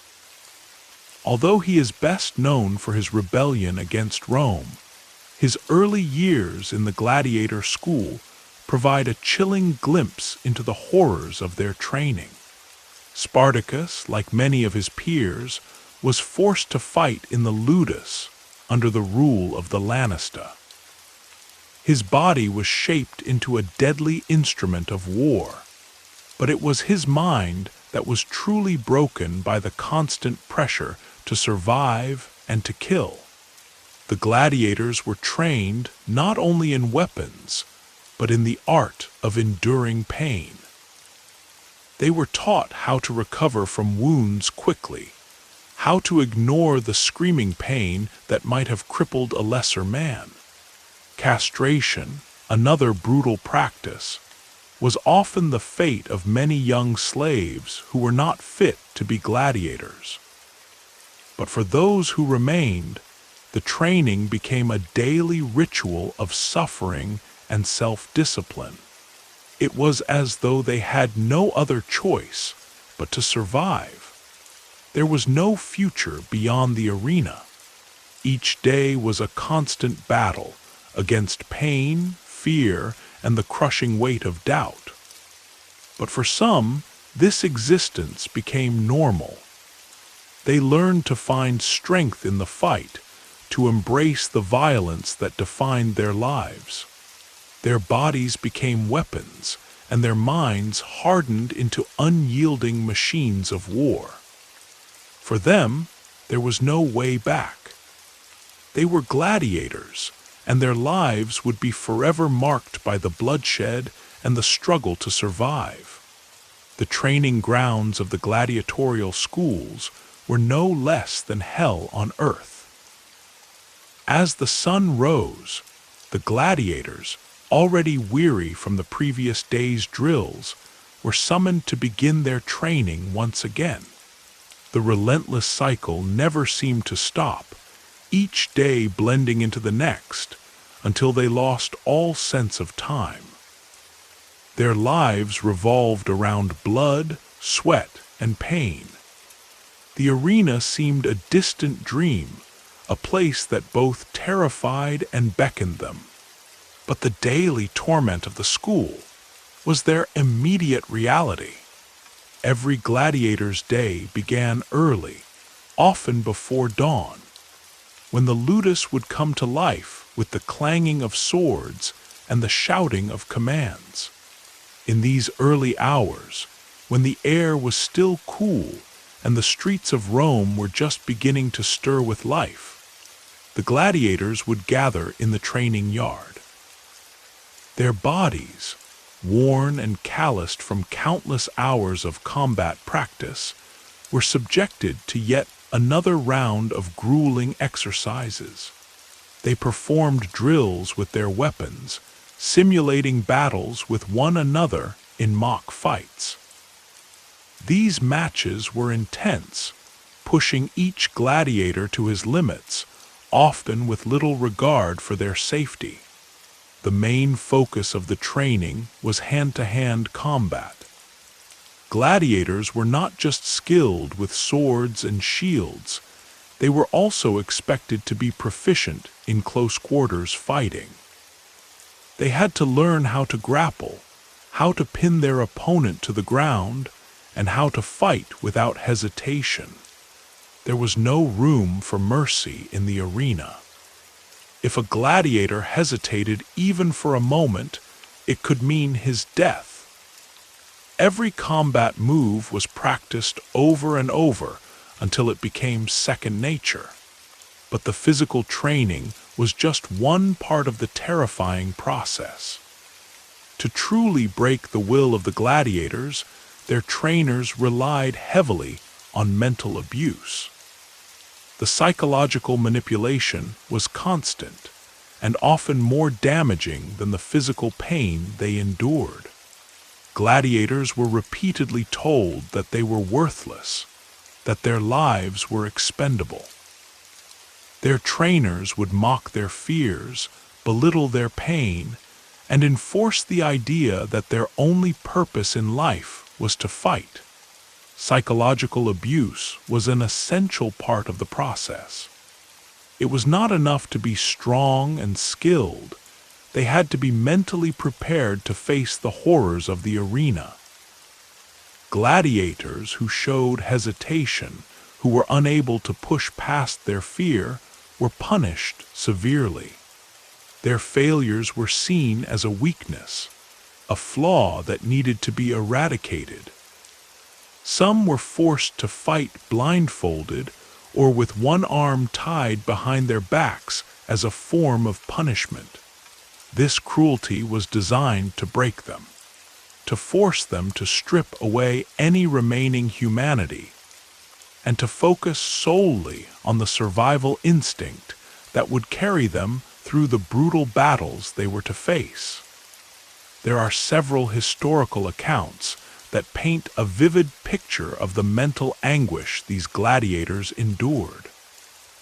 One such account involves the famous gladiator Priscus, who, according to the ancient Roman historian Suetonius, was one of the most skilled and respected warriors in the arena. However, his life before the arena was filled with constant psychological torment.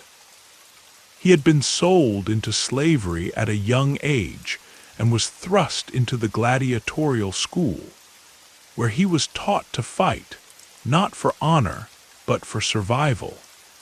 During his training, Priscus was subjected to unrelenting mental pressure. The Lanistae would tell him that his future was sealed, that he would never be anything more than a weapon to be used for entertainment. They would remind him that his fate was out of his hands, that his only option was to kill or be killed. Priscus, like many others, eventually learned to block out the constant taunts and threats. He learned to embrace the violence and became a ruthless fighter, willing to do whatever it took to survive. But the toll on his mind was immense. The psychological scars from years of abuse and fear would stay with him for the rest of his life. The fear of death, the constant pressure to win, and the knowledge that his worth was measured solely by his ability to kill. It was a dark and unforgiving existence. The physical punishments were also merciless. If a gladiator was seen as weak or incapable, he would be punished in cruel and inventive ways. The trainers used the scourge, a brutal whip made of multiple leather straps or knotted ropes, to punish those who failed to meet the expectations. But it wasn't just about the physical pain. The whip was often used to instill fear and to remind the gladiators of their place in the world. The lash of the whip was a constant reminder that failure meant suffering, and suffering meant death. Even those who showed potential were subjected to this punishment if they faltered. The message was clear. There was no room for weakness in the gladiatorial school. The violence did not stop at physical punishment. The gladiators were often forced to fight each other in mock battles, not for the sake of improving their skills, but as a means of reinforcing the idea that death was always just around the corner. The brutality of these sparring matches was staggering. Fights often turned deadly, as the trainers would sometimes pit two gladiators together who had a personal rivalry or were simply chosen at random. The idea was to simulate the chaos and danger of the arena, making the gladiators understand that death was a very real possibility every time they stepped into the ring.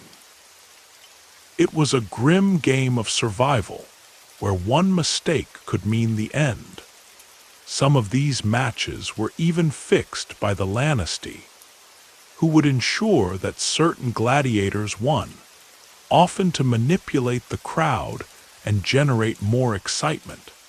These carefully orchestrated battles, while not as deadly as the real arena fights, were still brutal and often resulted in injury or death.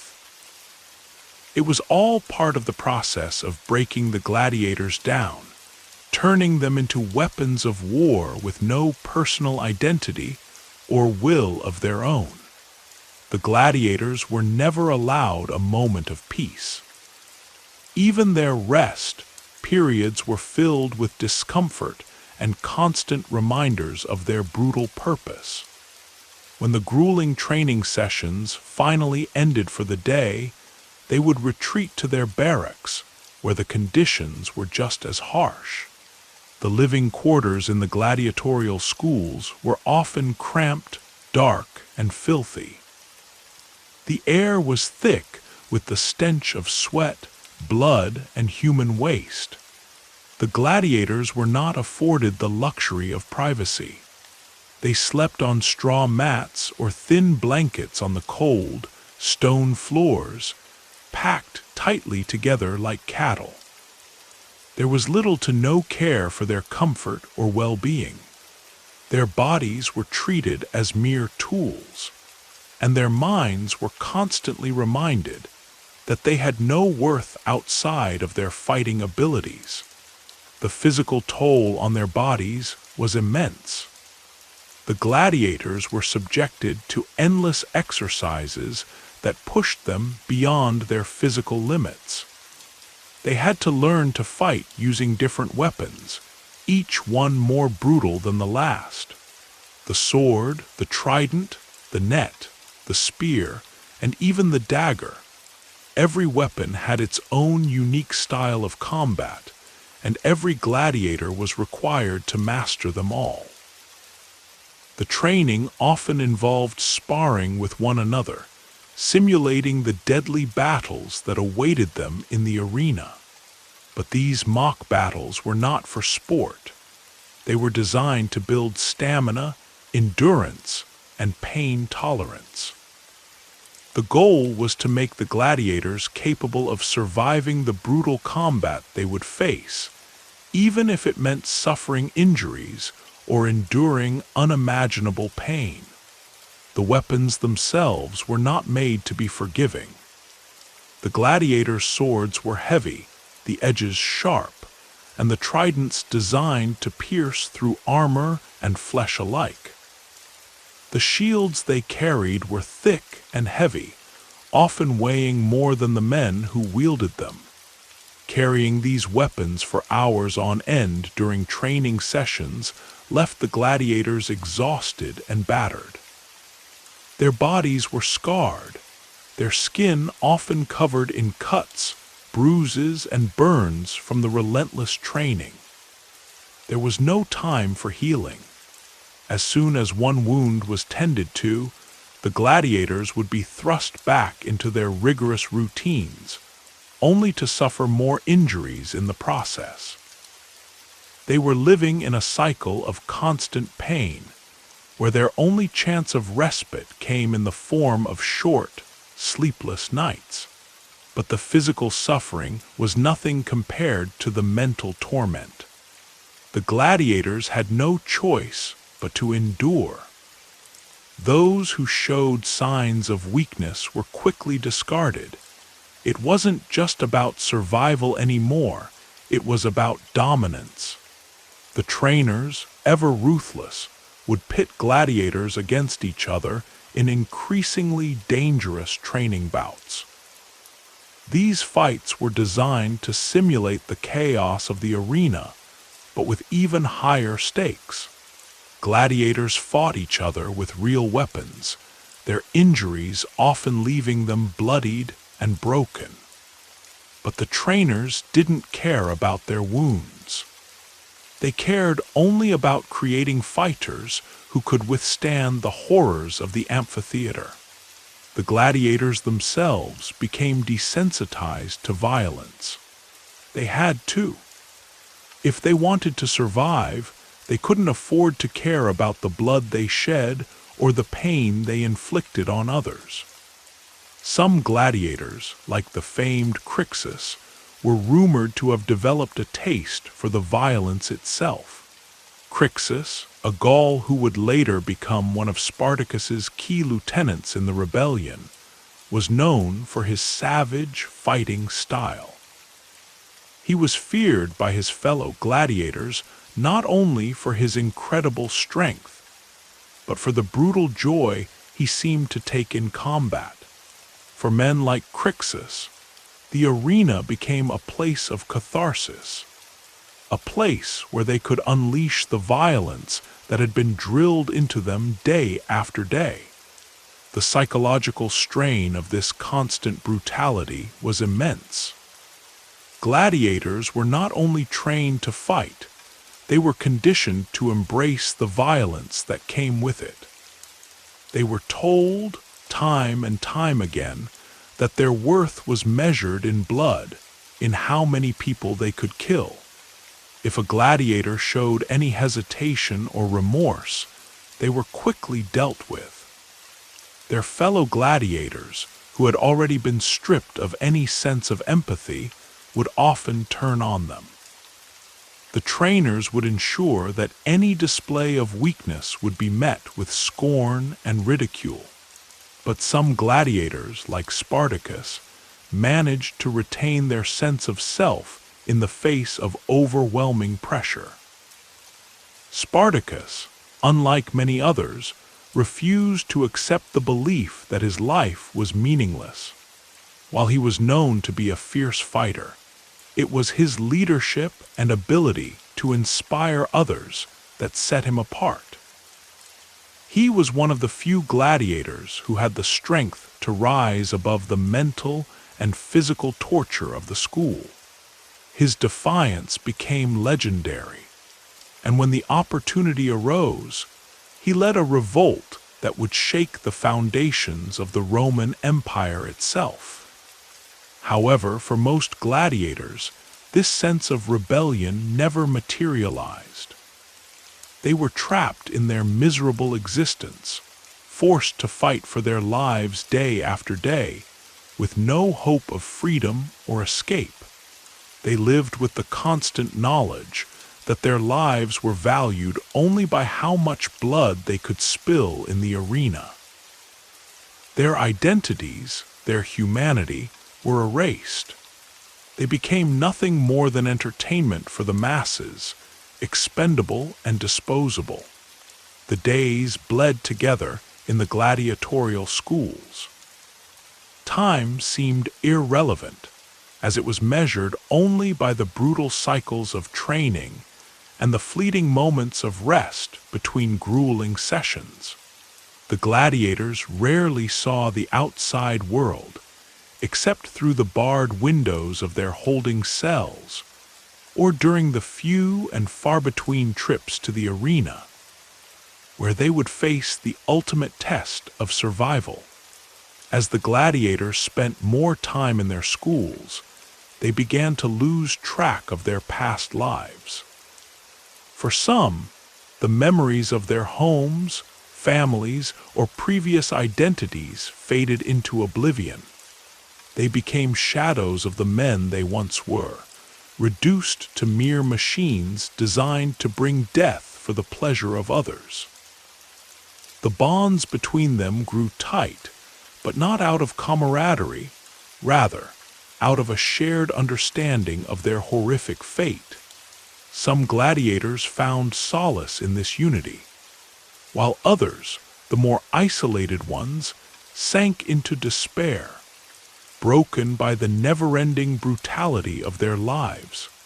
Yet, even in the depths of their torment, some found ways to adapt. They became experts in surviving the unrelenting chaos of gladiatorial training. They learned to manipulate their bodies to withstand blows, to endure exhaustion without collapsing, and to fight with a focus that allowed them to survive. The more experienced gladiators, those who had been through the system long enough to become hardened, began to lead the newer recruits, showing them the tricks and tactics that might save their lives. Mentorship in the gladiatorial schools was a dark and cynical affair. The older gladiators often took on the role of teachers, but their guidance was always rooted in a single principle: survival at all costs. They did not teach their students the honor of combat or the glory of victory. Instead, they taught them how to kill, how to avoid being killed, and how to endure the endless pain and humiliation. Every lesson was hard-earned, often through trial and error, and often paid for with blood. One of the greatest dangers the gladiators faced was psychological manipulation from their trainers. The Lanistae understood that breaking the spirit of a gladiator was just as important as training his body. They would exploit the gladiators' fears, their hopes, and their dreams, turning them into weapons of destruction. They would promise freedom to those who proved themselves in battle, whispering of riches and glory if they could survive long enough. Some gladiators, desperate for any hope, would latch onto these promises, believing that their suffering would one day pay off. But for most, those promises were nothing but cruel lies. The training also involved nightmarish scenarios designed to prepare the gladiators for the worst. They would be placed in cages and made to fight wild animals, tigers, lions, or even bears, often without armor or weapons, just their wits and instincts. These beast hunts were more than just a test of combat skills. They were a reminder of how fragile life could be. Gladiators who survived these encounters were often seen as heroes in the eyes of the people. But in the eyes of the Lanistae, they were just more tools to be exploited. One infamous story recounts the experience of a gladiator named Titus, who was forced to fight a wild lion in the arena. Titus was one of the more experienced gladiators, having fought in several successful matches and survived countless training sessions. But this match was different. The Lanistae had prepared him for months, using psychological tactics to make him believe that he could conquer the lion. They told him that if he won, he would be given his freedom. His heart filled with hope, he was finally going to escape the life of a gladiator. The day of the fight arrived, and Titus was thrown into the arena, armed only with a spear and a small shield. The crowd roared with anticipation, eager for the bloodshed that was to come. When the lion was released, it immediately lunged at Titus, its powerful jaws snapping shut just inches from his throat. The battle was brutal, and Titus struggled desperately to hold his ground. He managed to thrust his spear into the beast's side, but the lion's ferocity was overwhelming. Just as the gladiator was beginning to tire, the lion leaped, knocking him to the ground. It was a struggle for survival. Titus's story ended tragically. He fought bravely, but was ultimately killed by the lion, his body torn apart in front of the bloodthirsty crowd. His death was a stark reminder of the ever-present danger of life in the arena, where even the most experienced fighters could fall victim to the brutal conditions they were forced to endure. But what was perhaps the most tragic part of his story was the realization that his death was not a random occurrence.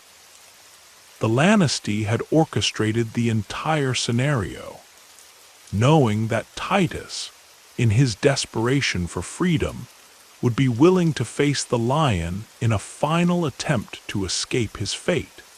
He was just another pawn in their game, a disposable piece in a cycle that never ended. Titus's death marked the end of one gladiator's life, but it also highlighted the hopelessness that many gladiators faced. No matter how skilled or brave they were, there was always a chance that the odds would turn against them. The mental toll of knowing that death could come at any time, through any means, was unbearable. Many gladiators became increasingly despondent, while others, like Spartacus, chose to fight not just for survival, but for freedom. However, even those who attempted to escape were often dragged back to the arena, only to die at the hands of their captors. As the years passed, the gladiatorial schools continued to churn out warriors for the blood-soaked entertainment of the Roman Empire. The empire's thirst for violence seemed unquenchable, and the demand for gladiators remained constant. Yet, even in the face of such overwhelming adversity, there were always those who stood defiant, those who, like Spartacus, refused to accept their fate. The training, the suffering, the endless cycle of violence, it was all a part of the machine that powered Rome's entertainment. The gladiators were the cogs, the gears that kept the wheels of spectacle turning. Their lives were measured in the number of battles they fought, the blood they shed, and the lives they took. But for all the death, there were moments of defiance, moments when a gladiator, against all odds, would rise above the brutality and prove that even in the face of such overwhelming violence, there was still something worth fighting for. As the gladiators continued their brutal training, their existence was reduced to a single, overwhelming reality: survival. The arena loomed in their minds, an ever-present reminder of the fate that awaited them if they were lucky enough to make it out of the training grounds alive. Some gladiators, having spent years enduring the endless cycle of violence and pain, came to accept the inevitability of their lives. For them, there was no escape, no hope of freedom. They had become part of the spectacle, reduced to mere tools of entertainment for the masses. But there were others, like Spartacus, who could not accept this fate. He was different. Though he had been captured and sold into slavery, forced to fight in the ludus like so many others, his spirit remained unbroken. Spartacus became a symbol of defiance against the oppressive system that sought to turn men into nothing more than disposable fighters. His story, unlike the others, would not end in the blood-soaked sands of the arena. Spartacus, like many other gladiators, was subjected to the same brutal training methods. He was forced to spar with others in the ludus, his body subjected to the same grueling exercises that left his fellow gladiators battered and broken. But Spartacus had a fire in him that others did not. He began to learn how to manipulate the system, using his strength, cunning, and knowledge of the arena to survive longer than most. He became a skilled warrior, but he also began to question the nature of his existence. He was not just a gladiator. He was a man with a mind, a man with a will to fight not just for his survival, but for his freedom. The turning point came when Spartacus, along with Crixus, Oenomaus, and other fellow gladiators, led a rebellion against the Lanistae. It began in the gladiatorial school at Capua, a place where the gladiators had been pushed to the brink of despair. The plan was simple. They would escape, rise up against their captors, and take control of their destiny. The first step was the daring escape, where they overpowered their guards and fled into the wilderness.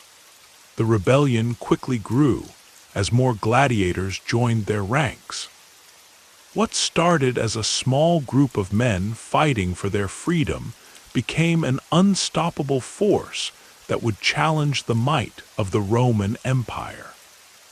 Spartacus's leadership was key to their success. He was a brilliant strategist, understanding not just how to fight, but how to inspire those around him to fight for something greater than themselves. His words were powerful, and his conviction even more so. The gladiators, who had once been mere tools for the entertainment of others, became warriors with a purpose, a cause that transcended the bloodlust of the arena. The success of the rebellion was not just a victory for the gladiators. It was a statement against the Roman system that had enslaved and brutalized them for so long. The Romans, who had long treated gladiators as expendable commodities, were forced to reckon with the fact that the very men they had forced into servitude could rise up against them. The rebellion, though ultimately doomed to fail, struck fear into the hearts of the Roman elite. Spartacus and his followers became symbols of resistance, men who had been shaped by violence but chose to fight for something more. However, despite the courage and determination of Spartacus and his followers, the odds were always stacked against them. The Roman legions, led by experienced generals such as Crassus and Pompey, relentlessly pursued the rebels.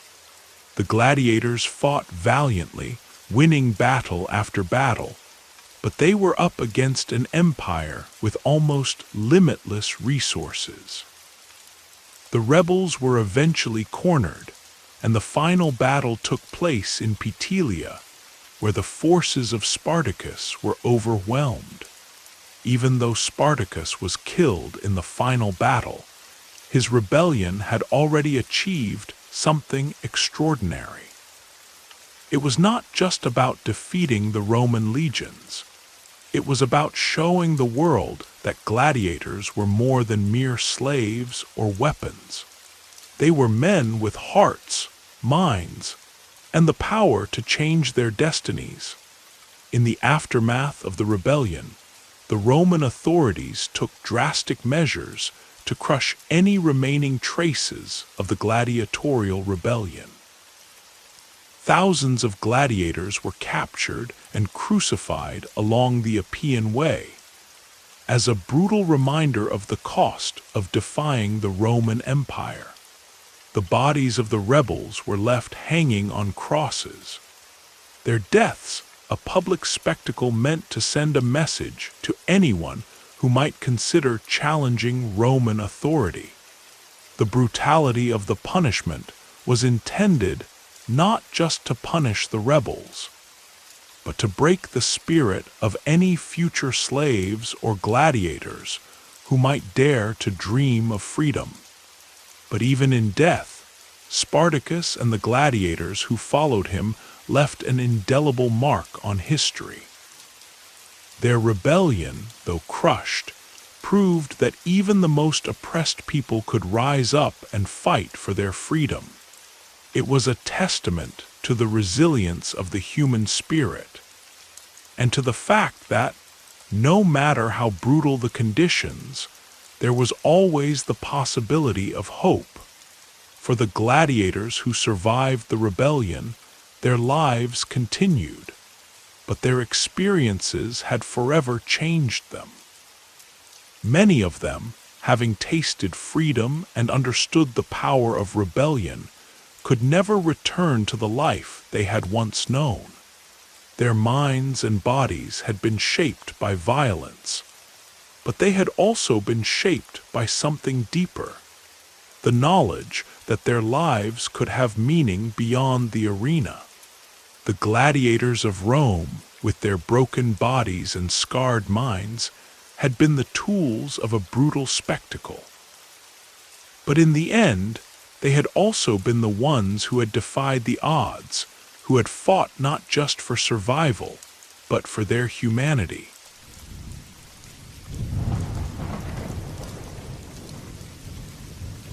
The world of the gladiators was one of extremes. Their training, their fights, and their very existence were all marked by brutal challenges and harsh realities. Yet there are certain myths that surround the lives of these ancient warriors, some of which have persisted for centuries, often painting a much darker, more grotesque picture of their lives than the truth deserves. One such myth is the notion that gladiators, the so-called fighting machines, were forced to consume human flesh as part of their daily diet. This is a claim that has intrigued historians and fascinated the public for generations, leading to questions about the true nature of gladiatorial life. In this story, we will attempt to separate fact from fiction and explore whether gladiators truly ate human flesh, or if this is just one of many exaggerated tales from an age steeped in bloodshed and brutality. To understand the reality of gladiatorial life, it is important to first grasp the essential role gladiators played in Roman society. These men, and sometimes women, were trained to entertain the public by engaging in deadly battles, where survival meant enduring excruciating pain, pushing their bodies to the brink of collapse, and learning to embrace a lifestyle that was based on aggression and violence. However, beyond the bloodlust and the spectacle of the arena, the life of a gladiator was shaped by a strict set of rules and expectations, including their diet. The daily diet of a gladiator was a subject of great interest to those who studied their way of life. Most people know that gladiators were fed a diet that was high in calories and protein, essential for maintaining the strength and endurance required for their brutal training. Roman sources mention that gladiators were often referred to as hordearii, or barley eaters, a reference to the fact that their meals were primarily based on grains, specifically barley and legumes. This was the foundation of their diet, a cheap, readily available source of nutrition that provided the necessary energy for their demanding physical routines. But what about the darker rumors? Was there any truth to the stories that gladiators were fed human flesh as part of their diet? This question has captivated scholars for centuries, with some pointing to the idea that gladiators might have been subjected to cannibalistic practices as a means of psychological conditioning, or as a grotesque form of punishment. There are a few ancient accounts that have contributed to these speculations, but they are often far from conclusive. The most famous, or perhaps infamous, account comes from the writings of Pliny the Elder, a Roman naturalist and author who lived in the 1st century AD. In his Natural History, Pliny mentions that gladiators were known to fight for the joy of the people, and describes various brutal customs surrounding their training. However, he does not specifically mention cannibalism, but some of his writings about gladiatorial fights and the conditions under which they lived have been interpreted to suggest that gladiators might have consumed the flesh of their fallen opponents. Pliny does describe the gladiatorial games as a savage spectacle, and recounts the tales of gladiators being pitted against dangerous animals in the arena, including lions, tigers, and even bears. The idea of human flesh being consumed by gladiators could have emerged from the idea that these men were constantly surrounded by violence and death. The darkened mythos of gladiatorial life, fueled by the intense violence of the arena, likely led to stories of gladiators eating human flesh as an extension of the violence they faced. In addition, there is the unsettling notion that gladiators, especially those trained in schools far from Rome's central hub, were subjected to a diet of dubious origins, perhaps even including human remains. It is suggested that, in extreme circumstances, gladiators were forced to consume human flesh in order to build strength, or as part of some horrific rite of passage, designed to mentally and physically prepare them for battle. However, this remains speculative, as no direct evidence of such practices exists. The reality, as historians have pointed out, is far less sensational than the myth. Gladiators were more likely to have consumed a standard Roman diet that was practical and designed to give them the necessary fuel to survive their grueling training. This diet included barley, beans, and lentils, along with occasional meat, mostly pork, beef, or mutton, depending on what the school could afford. There are even some reports that gladiators were given a form of gladiator soup, which was made from a combination of grains and meat, designed to boost their energy levels. Another reason why the myth of cannibalism persists could lie in the use of gladiator blood for medicinal purposes. Roman medical texts mention the belief that the blood of gladiators had healing powers, and some doctors of the time recommended drinking it to cure various ailments, including epilepsy. This could have been interpreted by later generations as evidence of gladiatorial cannibalism, though it is clear that these were separate practices. One focused on the consumption of blood for medicinal reasons, and the other a grotesque tale of cannibalism that likely never took place. In truth, the historical record does not support the idea that gladiators regularly consumed human flesh. Rather, the gladiators' diet, while certainly harsh and unrelenting in its simplicity, was focused on providing them with the strength and stamina required for their daily routines. The foods they ate were meant to keep them alive and in fighting shape, not to promote any gruesome dietary practices. While it's tempting to imagine the gladiatorial schools as places where the boundaries of human decency were continually tested, it's important to remember that gladiators, despite the violence that surrounded their lives, were still treated as valuable assets by their trainers and owners. they were not expendable in the way that popular myths might suggest, and their survival was in the best interest of those who profited from their fights. The reality of gladiatorial life may have been brutal, but it was not necessarily the grotesque, cannibalistic world that some later stories have painted. As we move deeper into the question of gladiators' diets, it becomes increasingly clear that while the myths surrounding their consumption of human flesh are largely unfounded, the reality of their nourishment was far from the simple and comforting meals one might expect for ordinary citizens.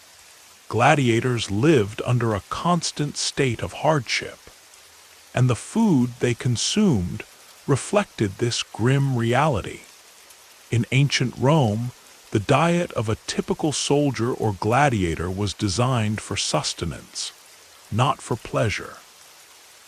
Gladiators, particularly those in training, needed to maintain physical strength, endurance, and a high level of energy. The food they ate was meant to fuel their grueling workouts, long hours of combat training, and the heavy physical demands placed upon them.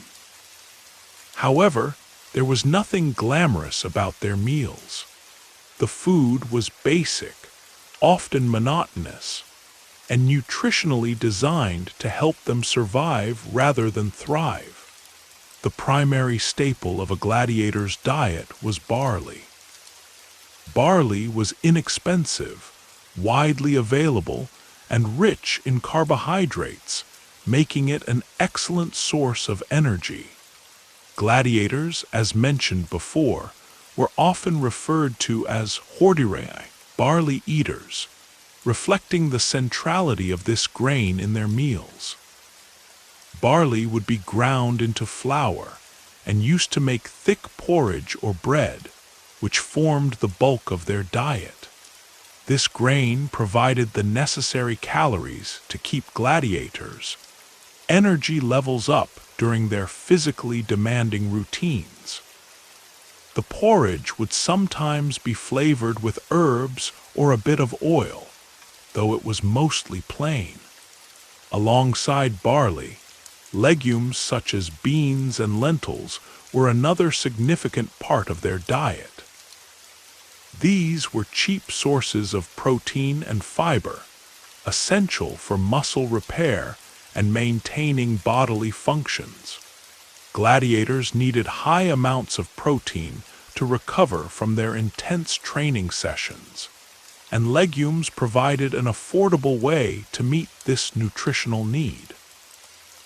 While these foods were not as glamorous as the meat-based dishes enjoyed by the Roman elite, they were functional.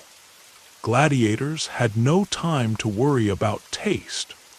What mattered was that they had enough to keep their bodies in fighting shape.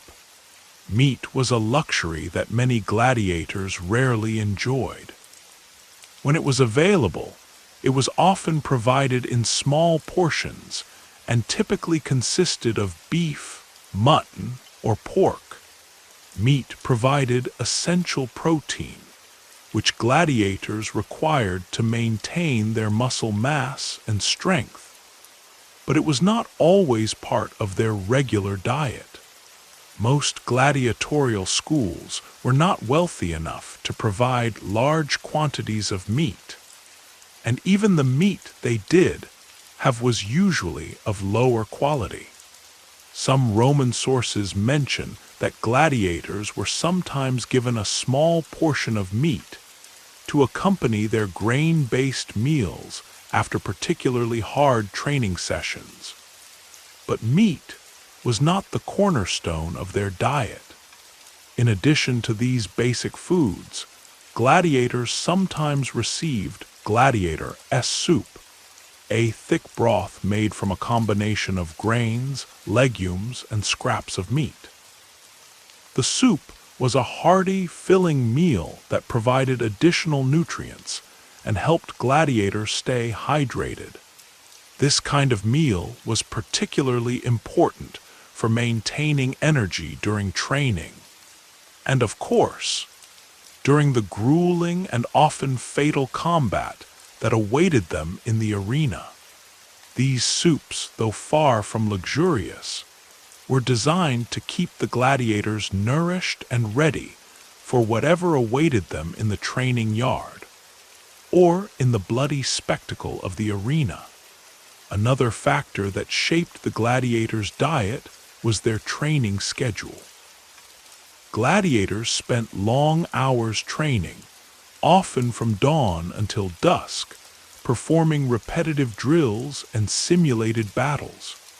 Their bodies required substantial amounts of energy to sustain this level of activity, and it was crucial that they had access to food that could provide both fuel and recovery. After a particularly exhausting training session, gladiators would likely have been given a larger meal, which might include more protein, particularly if the trainers were preparing them for an upcoming fight. However, this food was still designed primarily for survival and performance, not for pleasure or indulgence. The diet of gladiators was, therefore, highly functional and specifically tailored to the needs of these fighters. It was a diet meant to keep them in optimal physical condition, while also being affordable and easy to prepare. While it is true that meat was sometimes included in their meals, it was certainly not the luxurious fare that might be imagined in popular culture. Their meals were not designed for enjoyment, but for endurance. One of the most intriguing aspects of the gladiatorial diet is the possibility that the gladiators may have consumed a form of gladiator drink, which was a type of beverage made from a mixture of vinegar and water. This drink was likely consumed by the gladiators to help with rehydration and to reduce fatigue after long hours of training. Vinegar, a common drink for the Roman soldiers, was thought to replenish electrolytes and keep the body balanced after intense physical activity. Though it may sound unpleasant to modern tastes, this beverage served a very practical purpose for the gladiators, helping them stay hydrated and maintain stamina during their exhausting routines. Despite all the food that gladiators consumed to keep them in fighting shape, there is no concrete evidence to support the myth of human flesh being part of their diet. The possibility that gladiators could have eaten human meat in some ritualistic or desperate act of survival, though haunting, remains largely speculative and unsubstantiated by historical sources. Roman writers and scholars would have had no reason to leave out such a horrific practice if it were indeed a part of gladiatorial life. Instead, the historical record points to the plain, high-calorie diet of grains, legumes, and occasional meat as the mainstay of gladiators' meals. In the next section, we will continue to unravel the mysteries of the gladiators' lives and examine the psychology behind their training and their relationship with food.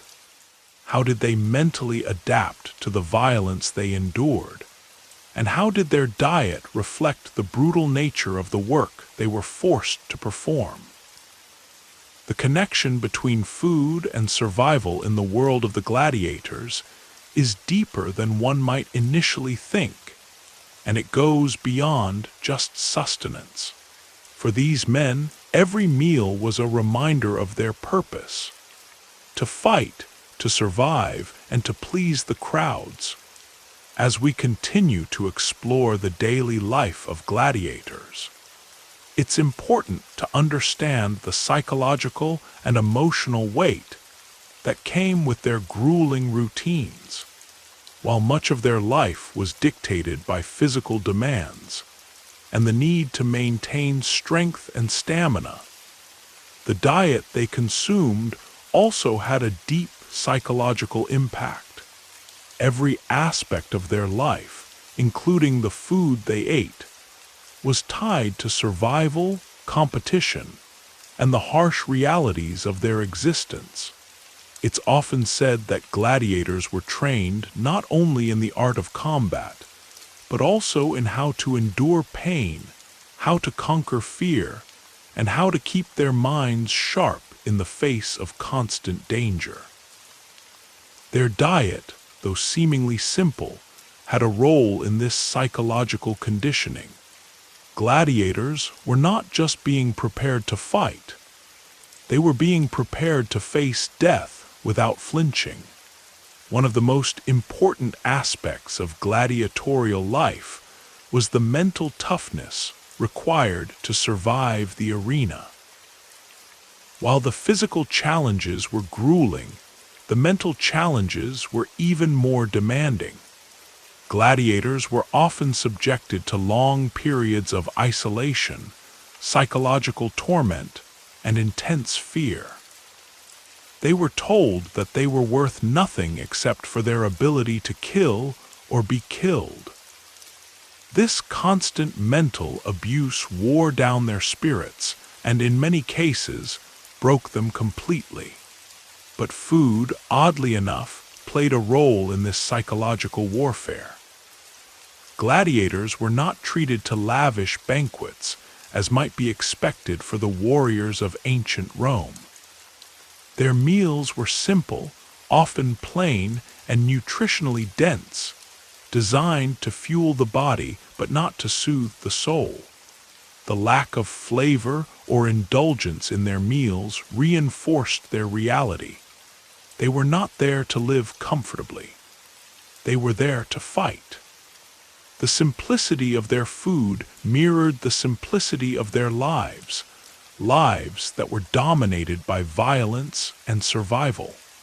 This stark, utilitarian diet was further compounded by the way it was served. Gladiators ate in large, communal groups. The barracks where they slept were often overcrowded, and the dining areas were no different. They would sit together, shoulder to shoulder, in a rough and unrefined setting. The food, though designed to meet their nutritional needs, was served in a haphazard and impersonal way. There was no time for discussion or enjoyment.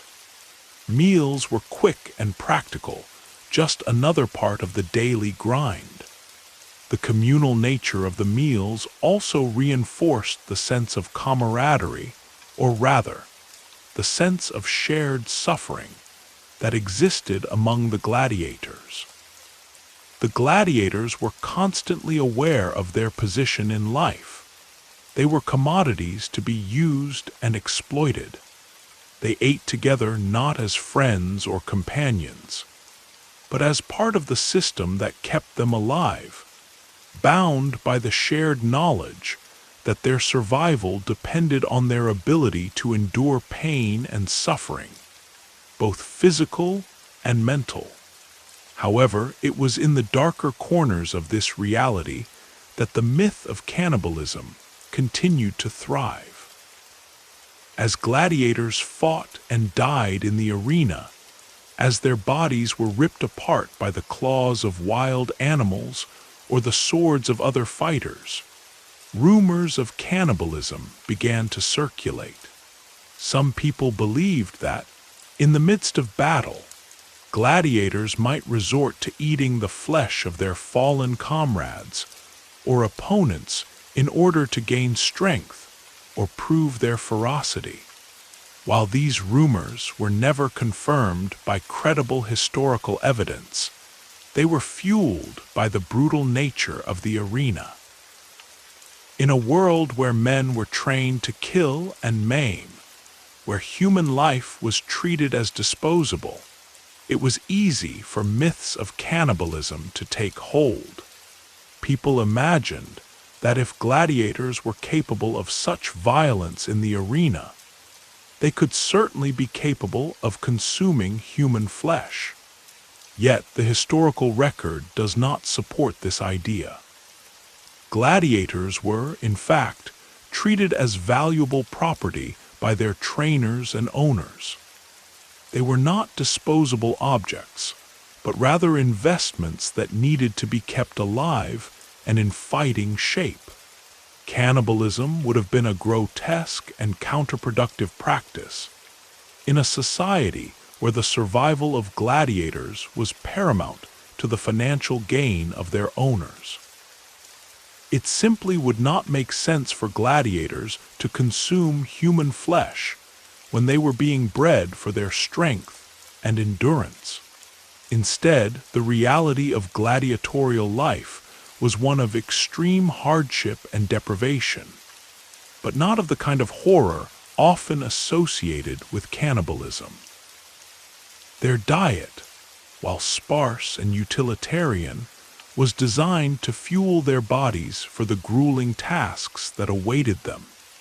Their meals were centered around grains, legumes, and occasional meat, with the emphasis on sustaining the gladiators' physical strength and endurance. However, we cannot ignore the more extreme cases that might have given rise to the myth. There were certainly moments during particularly brutal battles in the arena where gladiators would find themselves in desperate situations. Stories of gladiators eating the remains of their fallen comrades, though not substantiated by solid evidence, have survived through the centuries. The human mind, when pushed to its limits by fear, pain, and starvation, is capable of extraordinary acts. But these instances would have been isolated, extreme cases, emergencies rather than part of the standard practice. In Roman society, cannibalism was generally seen as abhorrent and taboo. The Roman elite would have found the idea of consuming human flesh revolting, and it is highly unlikely that the gladiators, who were often drawn from various ethnic groups and backgrounds, would have been encouraged to partake in such practices. Instead, the idea of cannibalism likely stems from the brutality and bloodshed of the gladiatorial games, where the boundaries between life and death were constantly tested. The horrific violence of the arena gave birth to many myths, some of which have survived to this day. The diet of gladiators, in reality, was designed to keep them alive and fit for the arena, not to serve as some twisted form of psychological torture or ritualistic feeding. It was basic, utilitarian, and focused entirely on maintaining the strength required for battle. The story of gladiatorial life, when examined through the lens of nutrition and sustenance, reveals a harsh world where survival was the only goal, and food was just another tool to help them achieve it. As we continue to peel back the layers of the gladiatorial experience, it becomes clear that food played more than just a physical role in the lives of these men.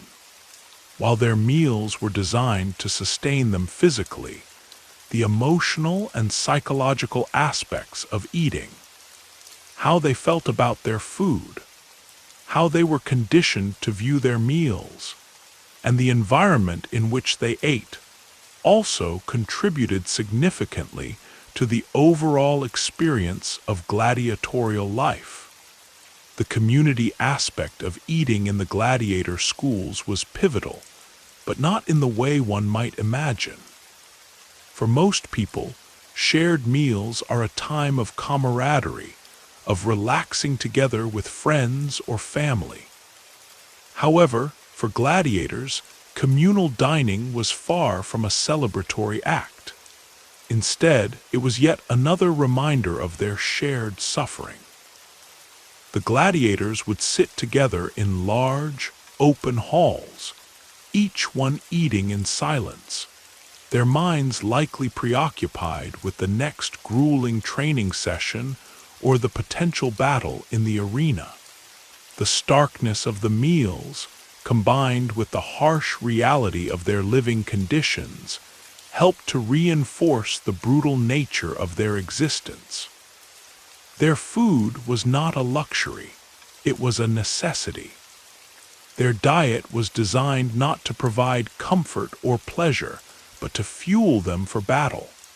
There was no room for indulgence, and certainly no space for celebration. Meals, therefore, became less about nutrition and more about survival.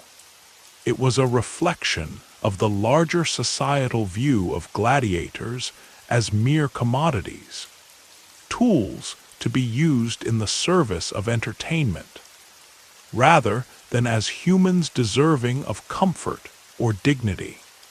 In the aftermath of a fight, when a gladiator had either survived or been gravely injured, there was little time for rest or reflection. Most gladiators were quickly treated for wounds, patched up, and sent back into training. Food was essential to the recovery process, but again, it was practical rather than indulgent. When a gladiator returned from a battle, he might be offered a meal to replenish his strength, but it was not uncommon for the food to be more about restoring energy than providing comfort.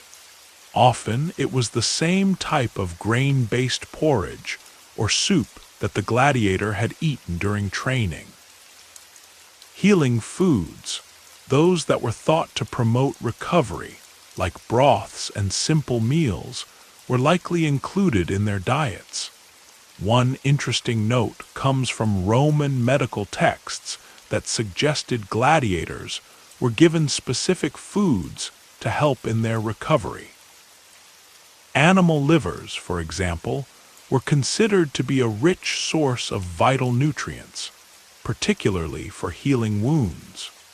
These treatments, however, were often seen as more of a necessary means of healing than a form of care or compassion. Gladiators were, after all, regarded as soldiers, not individuals, and their health was seen in terms of their ability to perform. While we know that gladiators were subjected to extreme diets and tough living conditions, we also need to examine how this affected their perception of food. The gladiators' diet did not just fuel their bodies, but also influenced their identity. Their relationship with food was complex. It was about more than just survival. As they went through years of intense training and combat, many gladiators began to view food as a form of reward or compensation for the suffering they endured. In many cases, the gladiators were denied pleasures like fine food, rest, and peace. What they received in return for their pain, their blood, was this simple, utilitarian diet. The brutality of the gladiatorial schools also extended to the way that food was used as a form of control. Gladiators were rarely allowed to make choices about their own meals. The food they ate was dictated by their masters, the Lanistae, who controlled every aspect of their existence. By controlling what the gladiators ate, the Lanistae were able to maintain a system of control over the men in their charge. Gladiators had no say in their diet. They ate what they were given when they were given it. This lack of agency extended far beyond just food. Gladiators were treated as property, their bodies used as instruments for the entertainment of others. Their meals, like their training and their lives, were controlled by the will of the Lanistae and the demands of the Roman public. Even their rest was not truly their own. What was more intriguing, however, was the role food might have played in psychological conditioning. While the meals themselves were basic and often tasteless, they were an essential part of a larger strategy of keeping gladiators in line. The restriction of food and the lack of variety might have been seen as a way to strip gladiators of their individuality and make them focus entirely on their role in the arena. There was little time for thought beyond surviving the next fight. The meal, simple as it was, became just another part of the structure that made them into tools of war. Despite the grueling nature of their existence, there are accounts that suggest some gladiators found ways to survive mentally and emotionally, finding small pleasures in their meals. They would savor the food they were given when it was especially rich or flavorful, sharing small moments of connection with their fellow fighters. These rare moments of joy, though fleeting, were important to their sense of humanity. In a world that stripped them of almost every personal choice, eating a simple meal together could provide a momentary sense of solidarity.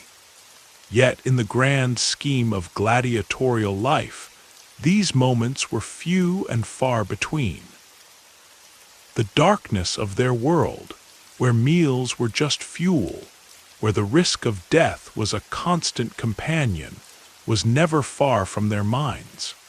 Food, however necessary for survival, was a reminder that their lives were anything but ordinary. They existed in a world where every bite, every meal, and every moment was tied to their survival in the arena. In the end, the food that gladiators consumed tells us much about their place in Roman society. It was not about nourishment or pleasure. It was about sustaining a body that was expected to fight and survive, and to entertain the bloodthirsty crowds. It was a reminder that they were warriors, not citizens, and that their lives were defined by violence, sacrifice, and, ultimately, the death of others. As we continue to delve deeper into the world of the gladiators, we find that their lives were shaped not just by their diet and physical training, but by the relentless cycle of competition, violence, and public spectacle. The very nature of their existence, their training, and their food was all connected to one thing: entertainment. They existed to provide the people of Rome with thrills, to fight and die in the arenas, offering their blood as a form of sacrifice to please the masses. But as we have seen, this life was not without its complexities. The brutal reality of the gladiatorial schools, ludi, was that they were places where the boundaries between life and death were constantly blurred. Gladiators were trained not only to fight, but to survive under the most extreme conditions. Their food, while basic and designed for physical endurance, was also a subtle reminder of their purpose. They were part of an economic system where their value was determined by their ability to entertain and fight to the death. The food they ate, therefore, was not just nourishment for their bodies. It was part of the system that kept them alive and ready to fight. While the diet was designed to ensure that the gladiators had enough energy to survive their training, there were moments when food played a more profound role in their psychological state. The act of eating in the gladiatorial schools was, in itself, a ritual. Meals were not simply moments of pleasure, but often reminders of the violence that defined their lives. Every meal, every bite of barley or meat, was a stark reminder that they were there for one purpose only: to fight, to entertain, and to survive. But food, like other aspects of gladiatorial life, was not just about survival, it was also about hierarchy. In the gladiatorial schools, as in Roman society more generally, there was a strict social structure. The gladiators were divided into categories based on their abilities and their status within the ludus. Murmillo, Thracians, Secutors, and Retiarii were just a few of the types of gladiators, each with its own particular training and role in the arena. This hierarchy was not just a matter of combat skills. It extended to every aspect of their lives, including their food. The stronger and more skilled gladiators were likely given more sustenance, as they were seen as more valuable assets to the ludus. They were the ones who were most likely to survive in the arena, and so they were given the resources they needed to maintain their strength. Lesser gladiators, on the other hand, might have received less food or inferior meals, as they were not as important to the success of the school. This hierarchical system reinforced the idea that gladiators were not individuals with personal identities, but were commodities, bought and sold according to their worth. Despite this, there were rare occasions where gladiators were able to assert some control over their food, particularly after a victorious battle. If a gladiator won a significant match or achieved notable success, he might be rewarded with extra food or drink. These rewards, though modest by Roman standards, represented a form of recognition and reward for the brutal labor that the gladiators endured. The reward was not for luxury, but for survival, a meal that might give a gladiator the strength he needed to face his next battle. Moreover, as gladiators spent years training and fighting, their relationship with food evolved. What was once a mere necessity for survival gradually became a more complex part of their identity. Some gladiators, having lived through years of hardship and brutal combat, might have become desensitized to the violence and brutality of their world. Food, for them, may have been the only small luxury or comfort they could claim for themselves. It was one of the few things that could provide solace in a life that had been entirely dominated by pain and violence. In the later years of the Roman Empire, as gladiatorial games began to wane, the system of training and food distribution in the schools also began to change. The number of gladiatorial schools gradually decreased, and the violence that had once been a source of Roman pride slowly diminished. However, the legend of the gladiators, their lives, their sacrifices, and their survival persisted in the memories of the Roman people. The gladiators became symbols of strength, resilience, and in some ways rebellion. Their food, once a basic and utilitarian part of their lives, became a symbol of the larger system that had exploited them. Even after their time in the arenas ended, the memory of the gladiators lived on. Their diet, though humble and focused on survival, became a metaphor for the larger societal forces that controlled and shaped their existence. The simplicity of their meals reflected the simplicity of their lives. a life spent training, fighting, and surviving for the entertainment of others. It was a life in which every bite of food, every grain of barley, was a reminder of the harshness and the hopelessness of their existence. Today, the image of the gladiator continues to captivate our imaginations.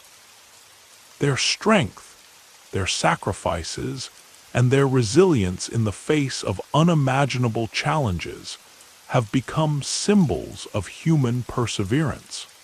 But behind the myth and the spectacle, there remains the stark reality of their lives, their food, their diet, and their struggle for survival in a world where they were nothing more than tools of entertainment. In the end, the story of the gladiators is not just a story of combat and violence, but of survival, endurance, and the ways in which food and sustenance played an integral part in their fight for life.